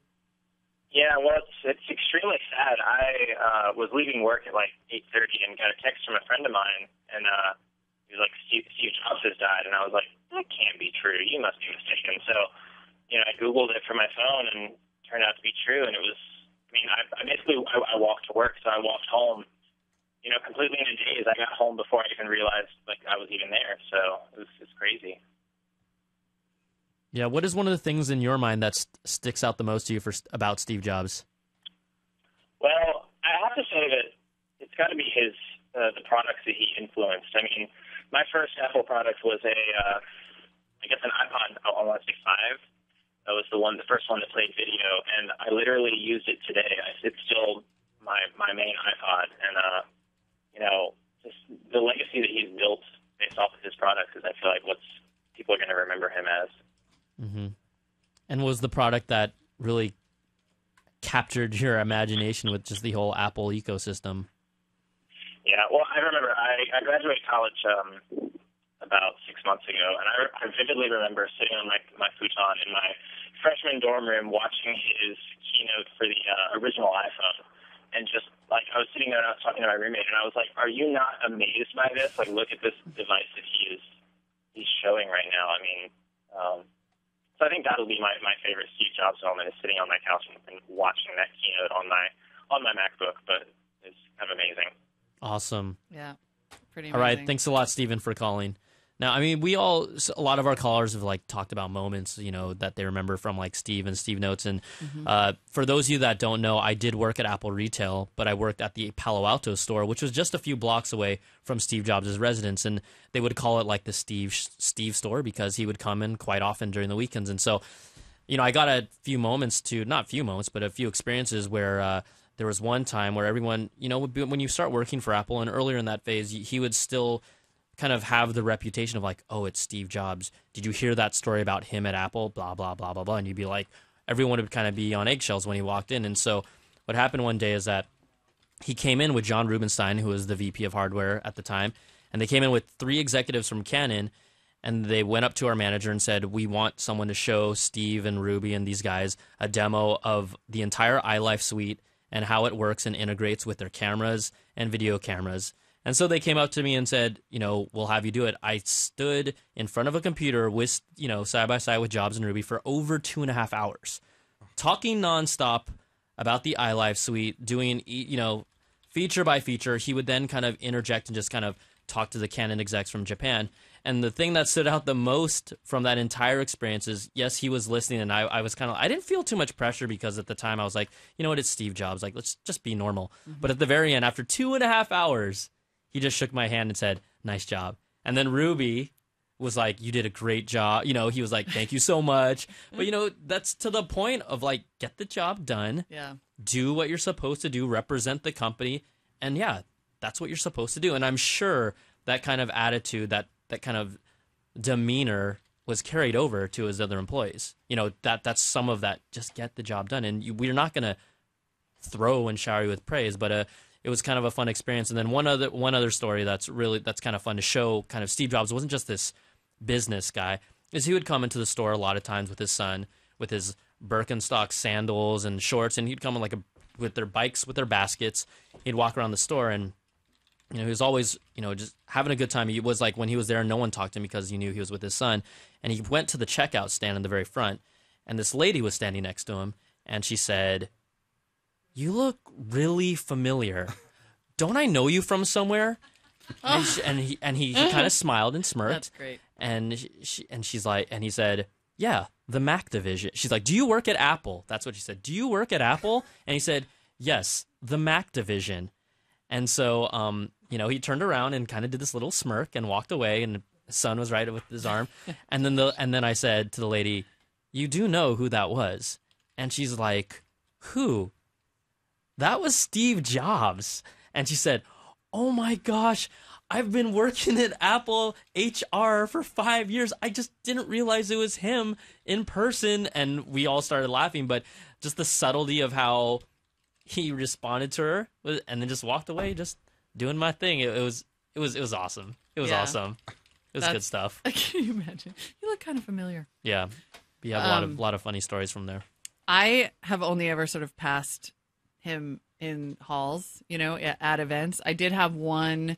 Well, I want to start. I had one interaction with him that made it onto YouTube, so at least we can, there's video. But before we get to that, I have to say that that my favorite story about Steve Jobs, actually, the moment that made me, because I've been a critic sometimes of the company, of the dictatorial style. I mean, there was no question that his will influenced every product they made, for good or for ill. And I don't like to be bossed around.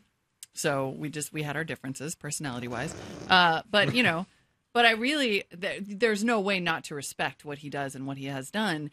And then I had this moment somewhat recently at the Apple event, where Chris, what's his name from Coldplay, came on at the end.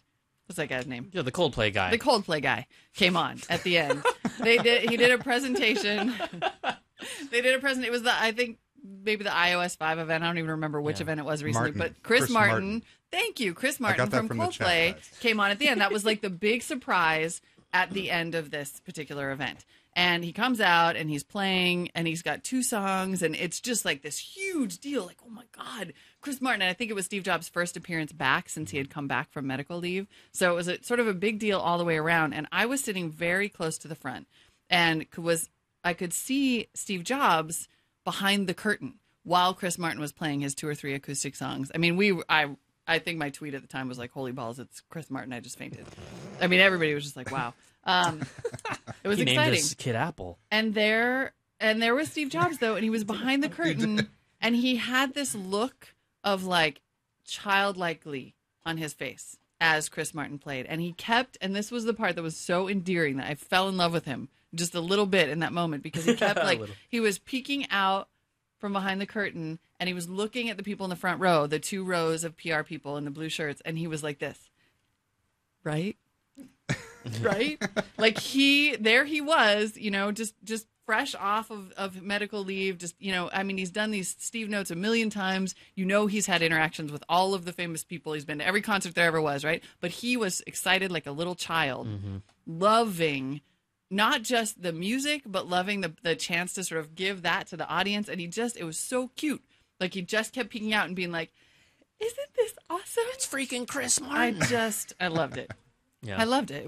It was a beautiful thing to see. I was so overjoyed to see it. That's one of the things that people, sometimes forget or don't really talk about, is that, he was the Apple CEO, but he was a human guy just like us, and he experienced, the same things that we did, and he enjoyed life. And there was, when he stepped down from Apple and everyone was talking about, like, it was the end of Apple, one of his neighbors wrote this really touching piece about, I was able to see Steve Jobs as a father. We happened to become friends, and our sons grew up together in school. He smiled and cried just like anyone would when they saw their son graduate from high school. And these are like the human moments that you see, him riding the bike to the Apple store in Palo Alto every Sunday just to stop by the store, observe with his son. Like, those are, so it's really cool when you just get to see those slices of life. Like, this was just more than the maybe dictatorial boss that he might have been painted as earlier in his career, but he was also, a father and a person that did the same things that we did and experienced the same things that we did. So.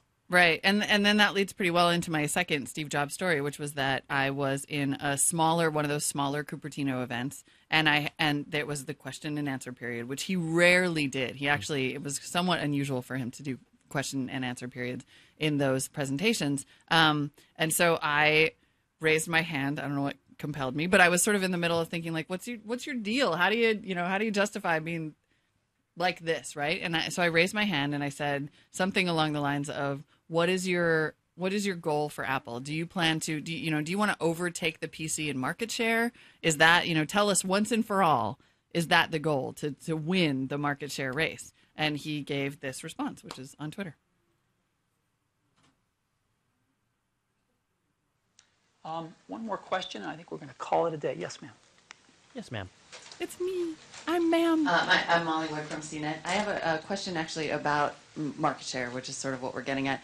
There has been a suggestion that because of pricing and design, Apple tends to appeal to kind of a smaller elite rather than that sort of mass customer base. And so I guess once and for all, is it your goal to overtake the PC in market share? I can tell you what our goal is. Our goal is to make the best personal computers in the world and to make products we are proud to sell and would recommend to our family and friends. And we want to do that at the lowest prices we can. But I have to tell you, there's some stuff in our industry that we wouldn't be proud to ship, that we wouldn't be proud to recommend to our family and friends. And we can't do it. We just can't ship junk. So there are thresholds that we can't cross because of who we are. But we want to make the best personal computers in the industry. And we think there is a very significant slice of the industry that wants that too.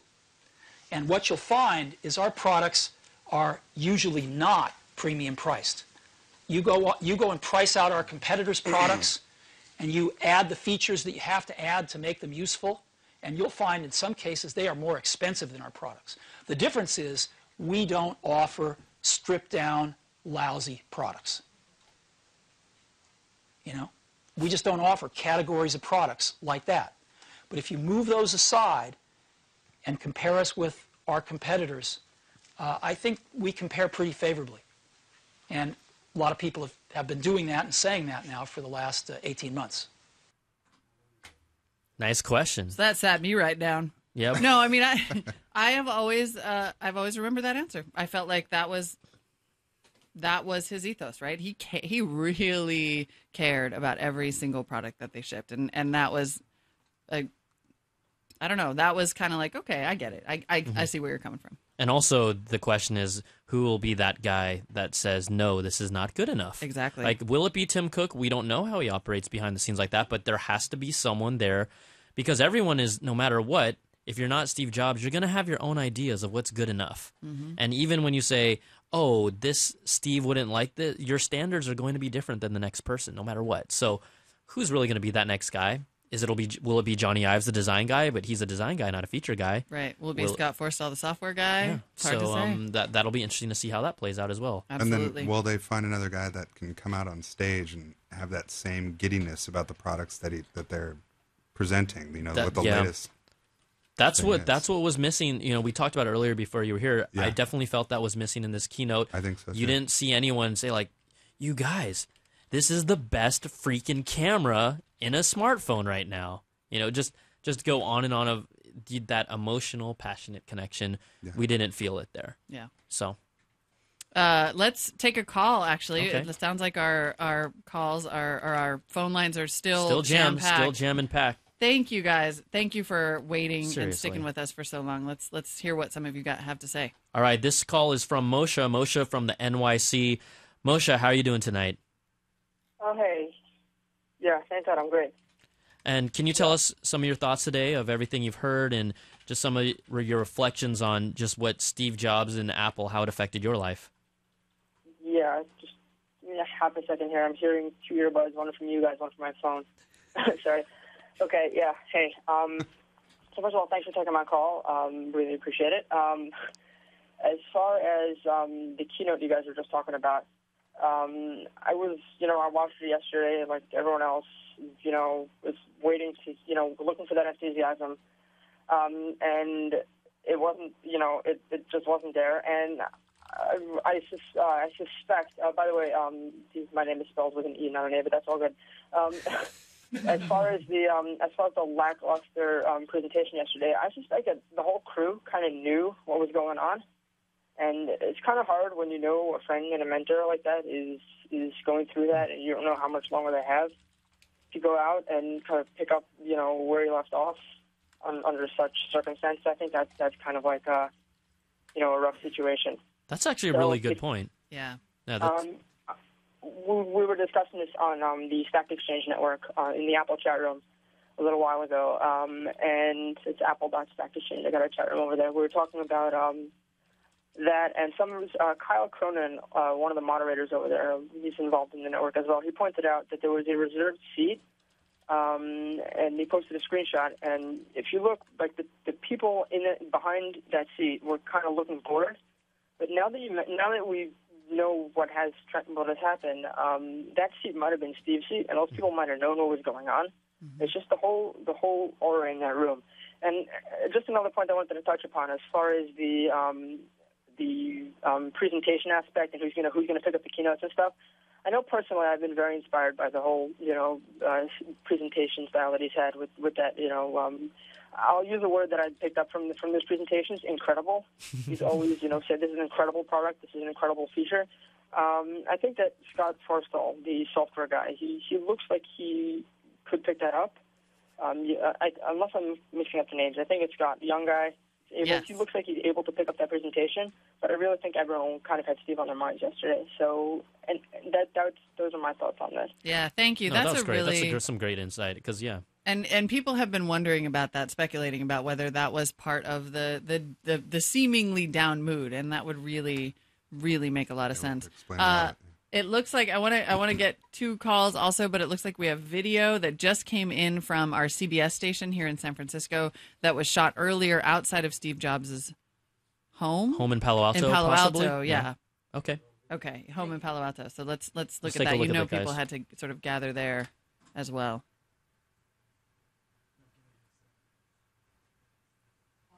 I think we're not getting any sound at the moment. Okay, So we'll come and back to revisit us. that. And we'll revisit that when we get some sound working. But we definitely have many more of your calls. I know. I just saw someone on Twitter actually who said, "I've been waiting for 40 minutes. Do you think they're going to do more calls?" Yeah, we're still doing calls. We're doing it. Here we go. Keep on calling us, guys. All right, we're going to pick up a call that unfortunately dropped a little while ago. Rogue Tess, you're back. And when you had dropped off, we had thank you for coming back. We had told. Oh, hold on one second. Okay. When we had talked to you, we had asked you just about Apple's impact as a teacher and an educator and how you saw that in the classroom. Yeah, when I was teaching in elementary school, we had a little Apple lab, and you know that sound when you turn the Apple on. That like haunted my sleep. And now I teach in high school, and it's an all Dell house except for the serious video and yearbook and photography lab. That's all Apple.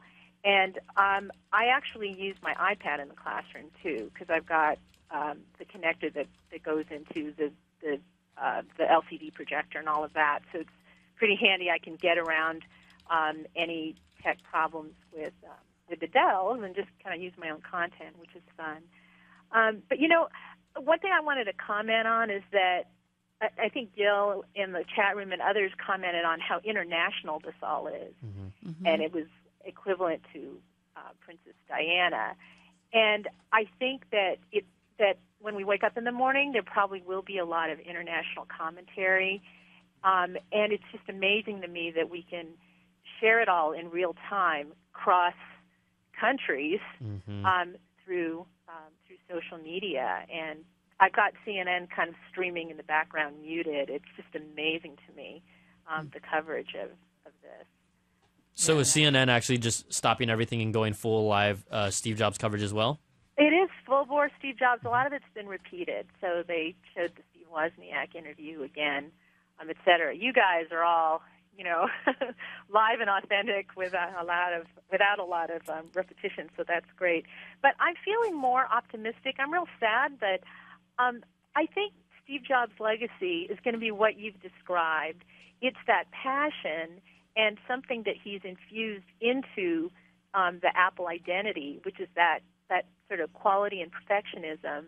And I think that even though there probably is not going to be another Steve Jobs in our generation, that they'll be able to preserve that. It's so deeply rooted that they'll just ask themselves, okay, what about these details? What would Steve do? And they'll move forward from there.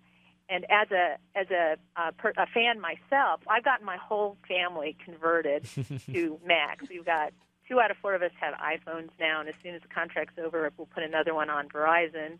But they've all converted, and regardless of who's at the helm, we're probably going to be sticking with Apple because the stuff just works.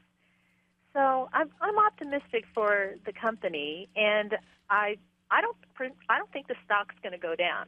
I don't. I think people are going to be floating on the Steve love for a little while, and we'll see what the markets do. But I think they're just as affected by by emotion as, I mean, they're people also, but we'll see. Thanks. Thanks, Teresa. Yeah, for those of you who don't know, Teresa is Rogue Test, one of our longtime listeners and a valued member of the Buzz family. And you got cut off earlier, so I'm so glad that you were able to get through again. All right, are we going to still stick with the calls right now? Yeah, let's Just keep to the make calls sure? going. Yep. Okay, we're going to go over to Jim. Jim in Denver, Colorado. He's been waiting for quite a while. Jim, thank you so much for staying with us and watching our coverage and just being a part of everything that's happening. Could you just kind of tell us how you're feeling today and just your reactions to the Steve Jobs passing away? Hello? Hey, Jim. Can you hear us? Hey, I can hear you, yeah. Okay. Did you hear what I just said a few moments ago? Ask him again. I got part of it. Okay, I'll ask you again. No, I know you've been waiting for quite a long time. Jim, I just wanted to kind of ask you your thoughts and feelings of everything that you've heard and felt today with Steve Jobs passing. Well, I mean, I guess I would like to, express my sympathy for his wife and his kids. Imagine what they're going through right now is pretty terrible. I don't know. I guess it's sort of I'll take sort of a wait and see attitude, but I just sort of have a feeling like, sort of an end of an era.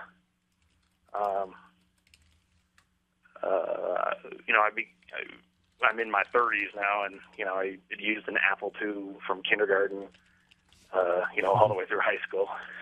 I went to public school, and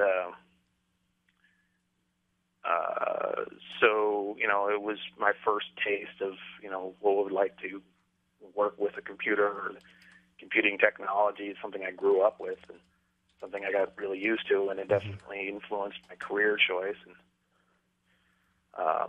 there was a sense of wonder every time I got to fire up one of those guys and play a game of Oregon Trail or run a little simple programming logo and watch it draw it on the screen. And I thought it was pretty wonderful. And then I got older, I went to college, kind of fell out of the Apple market for a long time, got all jaded. And then, a couple of years ago, I got my first iPhone and kind of got a taste for the same kind of wonder that I felt when I got, I got to use the first Apple II. It was like, hey, this little portable device that has access to everything, ever posted online by man. And it was just seriously kind of a way to, yeah. This thing has, there's a a copy of every song I have in my entire music collection sitting on it. I can plug it in and enjoy whatever I want to, and then I can take phone calls and stuff, and I can go in and browse websites for, the regular old internet, and I guess it would say it probably kind of infused me with the same kind of wonder I felt when I first fired up a computer. Yeah. And all right. It's kind of nice because it's something I hadn't felt in a long time. No, thank you, Jim, so much. And I think a lot of people can definitely relate to that wonderment. Somewhere along the line, whether you loved it or hated it, you were like, wow, this is just a great piece of technology. Yeah, no question. Yeah, it was all right. Kind of one of the few things that really just sort of blew my jaded 30-plus-year-old mind. All right. Thanks a lot Glad for I could calling, make him Jim. happy again. We really appreciate it. All right, we have this neighborhood video. It's from near Steve Jobs' house in Palo Alto. It's our CBS News trucks have been there interviewing people in the neighborhood to find out what they're thinking. We have that video now. For my age bracket, it was like when John F. Kennedy died. And I immediately called my husband, who worked at Apple for 12 years, and I yelled up to my kids who were upstairs doing their homework, and I said, Steve Jobs died, and he was a big part of your life, and being in this community with his family, and I'm thinking of his wife, and I'm thinking of his kids, and I'm thinking of this generation. It's a huge loss. Your husband's employer at one point. He was. But his as well. Again, changed. What was his impact, for example, in this community? I saw him at Whole Foods, 6 months ago, and huge. He was a citizen of this community, of this state, of this world, and yet he took us to a new level, a wonderful new level. And I'm just thinking of his family. in the world right now. Goods, and so she would give out some health. There you have there. I mean, you can imagine that the response from the neighborhood, of course, is going to be so intense. I mean, he's lived in that Woodside neighborhood for years and years and years. And that's one of the things that we talked about earlier, that sense that it is so much a community, not just the actual literal community, but Apple itself. It really created that Cupertino economy in a lot of ways, really contributed to that. Oh, I mean, when you even talk about the Cupertino economy, them building their new headquarters there, Steve Jobs went to City Hall to talk to them and propose that. I mean, that's another legacy, the design of Apple's buildings. When you see that, they put that same care and thought into the design of their buildings, whether they're retail stores or new headquarters, that they do in all of their products. And you know that's part of Steve. All right, it sounds like we're going to be winding down somewhat soon here, but let's try to get through as many calls as we can. All right, we're going to blow through as many as we can here right now. Jason from New York calls in. Jason, just thanks for sticking with us, and how are you feeling tonight? Definitely kind of bummed, I got to say. Steve Jobs has definitely been a big influence on, kind of my work and what I do, and I was very touched upon Apple computers at a very young age. Probably 6th, 7th grade. I got on my first Apple II and was introduced to computer graphics, which lo and behold became a career in graphic design and web design. For myself, I have a little modest design company, and that I would do out of my house. And all my designers here and myself, we all use Macs, and we all have our iPads, and I'm the guy in the office with the with the email that has the quote from Steve Jobs at the bottom about design and how it works. So I'm that guy. All right, thank At you. least you know it, and yeah, thank you. He embraces it. Thanks for calling in, Jason. We really appreciate it. Next up, we have Henry from West LA. Henry, how are you doing today? All right. All right, Henry, Hey. can you tell us just your reactions to Steve Jobs' passing today? Absolutely. Steve Jobs is the Shakespeare of the tech industry. Another thing that he was somewhat of a Howard Hughes. He invested in himself when nobody else would, and he helped to create an American product that people trust, and that's a rare thing in America now. And he also built a brand that people value. So I think in a lot of ways, he helped to keep America in the forefront. What's the product that sticks out the most in your mind that you'll remember? Your Apple product that was your favorite one.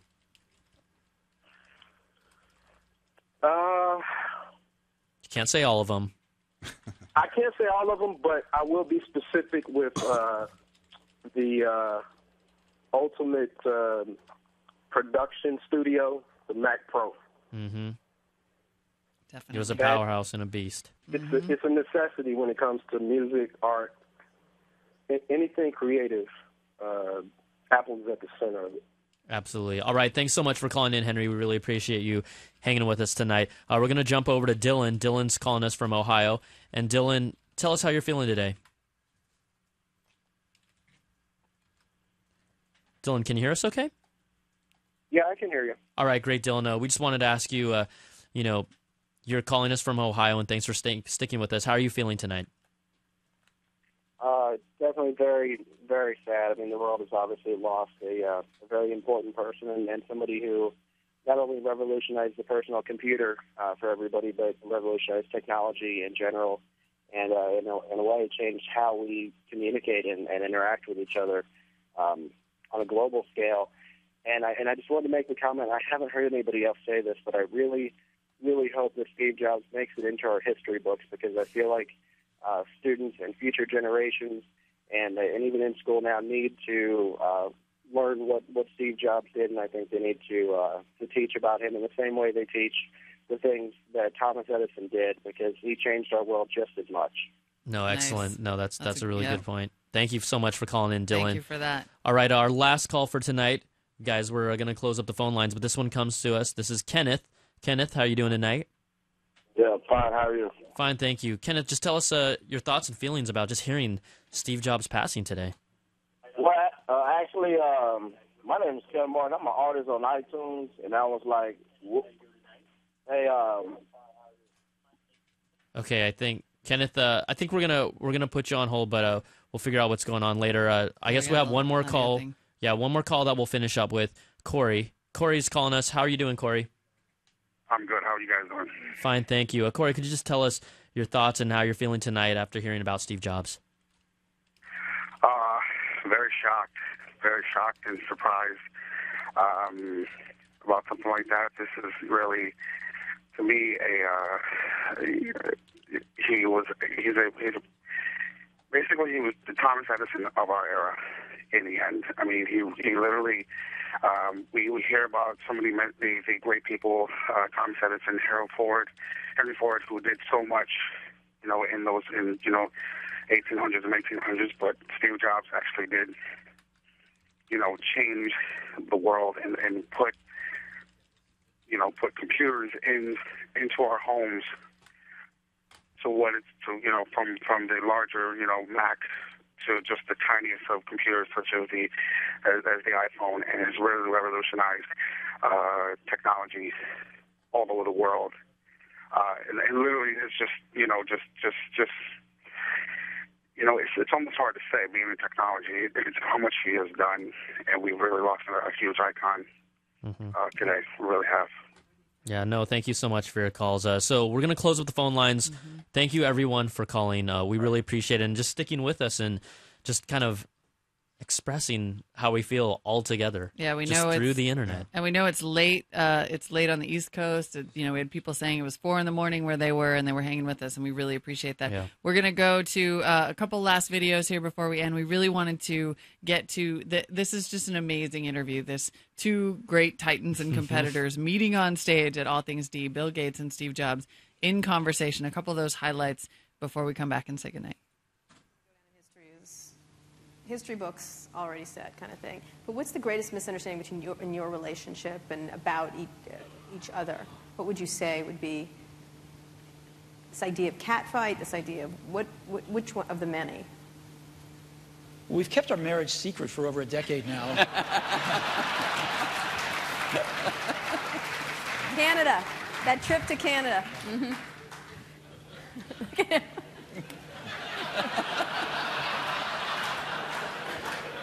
Was there? I don't think either of us have anything to complain about in general, and I know that the projects like the Mac project, was just an incredible thing, a fun thing where we were taking a risk. We did look a lot younger in that video. We did. You looked 12 in the first one. When Bill and I first met each other and worked together in the early days, generally we were both the youngest guys in the room, right, individually or together. I'm about 6 months older than he is, but roughly the same age. And now, when we're working at our respective companies, I don't know about you, but I'm the oldest guy in the room most of the time. And that's why I love being here. And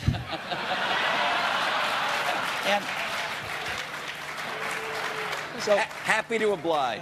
Happy to oblige. And I think of most things in life as either a Bob Dylan or a Beatles song. But there's that one line in that one Beatles song, you and I have memories longer than the road that stretches out ahead. And that's clearly true here. Well, you know what? I think we should end it there. Let's just end it there. I'm going to have a little tear right here. Thank you. Thank you very much. Thank you so much.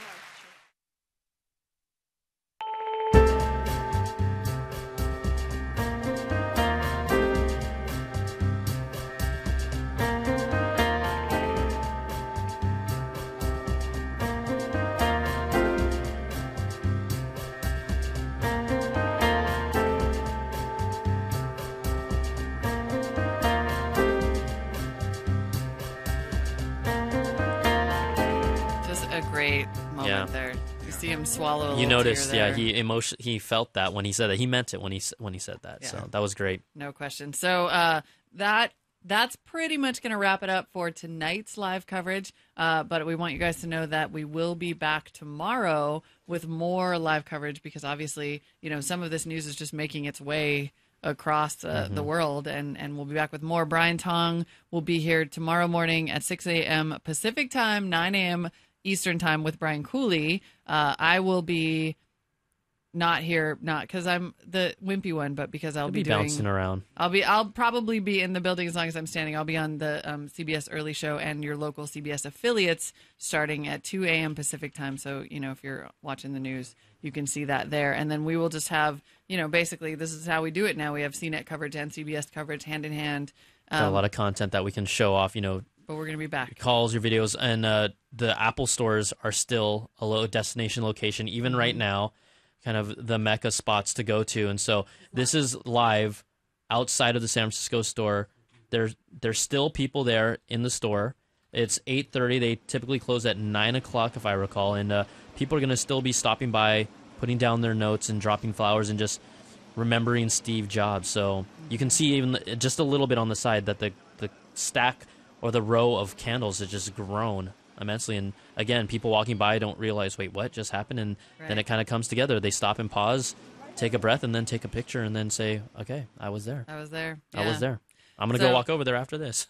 We're going to leave you our CNET TV video team and Brian Cooley put together really an amazing and very touching obituary for Steve Jobs. And we want to leave you with some of that video, and we will see you again tomorrow. Thanks for joining us, everyone. Will somehow connect in your future. You have to trust in something, your gut, destiny, life, karma, whatever. Because believing that the dots will connect down the road will give you the confidence to follow your heart, even when it leads you off the well-worn path. A philosophy Steve Jobs learned to embrace after a life of victories, setbacks, and surprising diversions that made him an agent of change in how we communicate and are entertained. He is gone, but his vision of our digital world very much remains. The story of his life in technology played out in 3 acts, the magnitude of which can only really be seen now, looking back. Act 1. It's 1977. Jobs and Apple co-founder Steve Wozniak introduced the Apple II, the first successful personal computer. But 1984 brought a much bigger milestone, the first personal computer that was really personal. Today, for the first time ever, I'd like to let Macintosh speak for itself. Hello, I am Macintosh. It sure is great to get out of that bag. With a graphical interface, mouse, creative software, and whimsical design, it was a completely different animal from the sterile machines coming from Microsoft and Intel. Just as different was the TV commercial that announced the Mac, one they still talk about in the ad business today, and which showed Jobs knew technology sells better with a little hype. But none of that would be enough to hold back the juggernaut of Intel and Microsoft.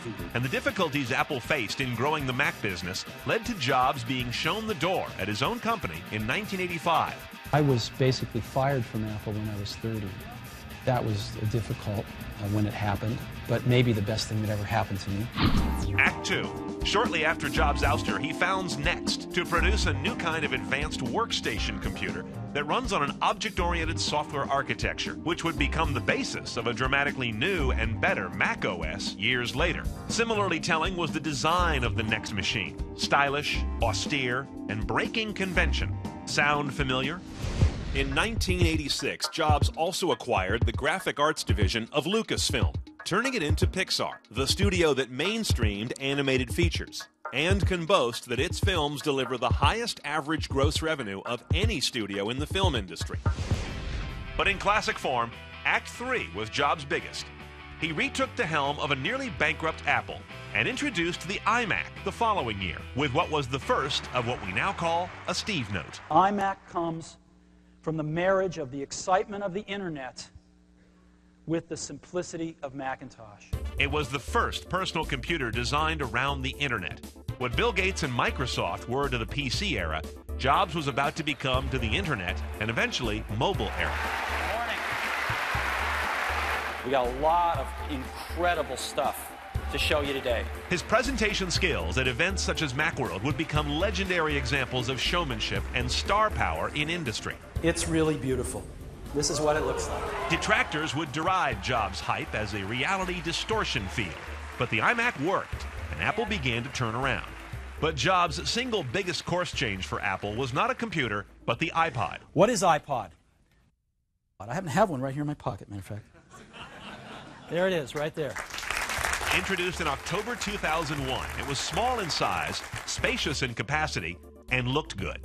But more importantly, it diversified Apple away from head-on competition with the Wintel computer makers, while luring away their customers when iTunes launched Windows support in October of '03.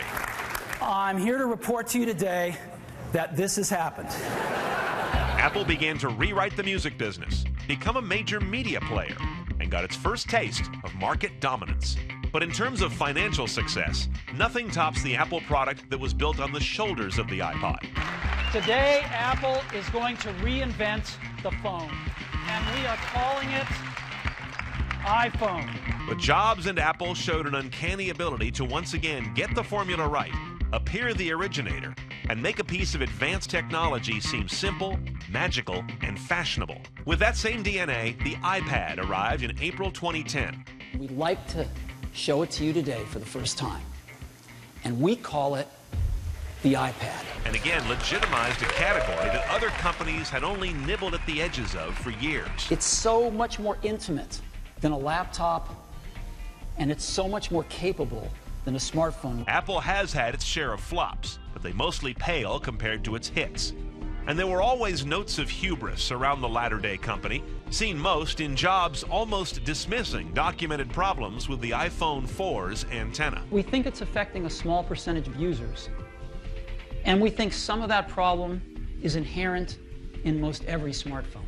But mostly, Apple, since Jobs' return, has been a culture changer as much as a technology company. One of the biggest success stories in American business, and virtually indivisible from the identity of its CEO.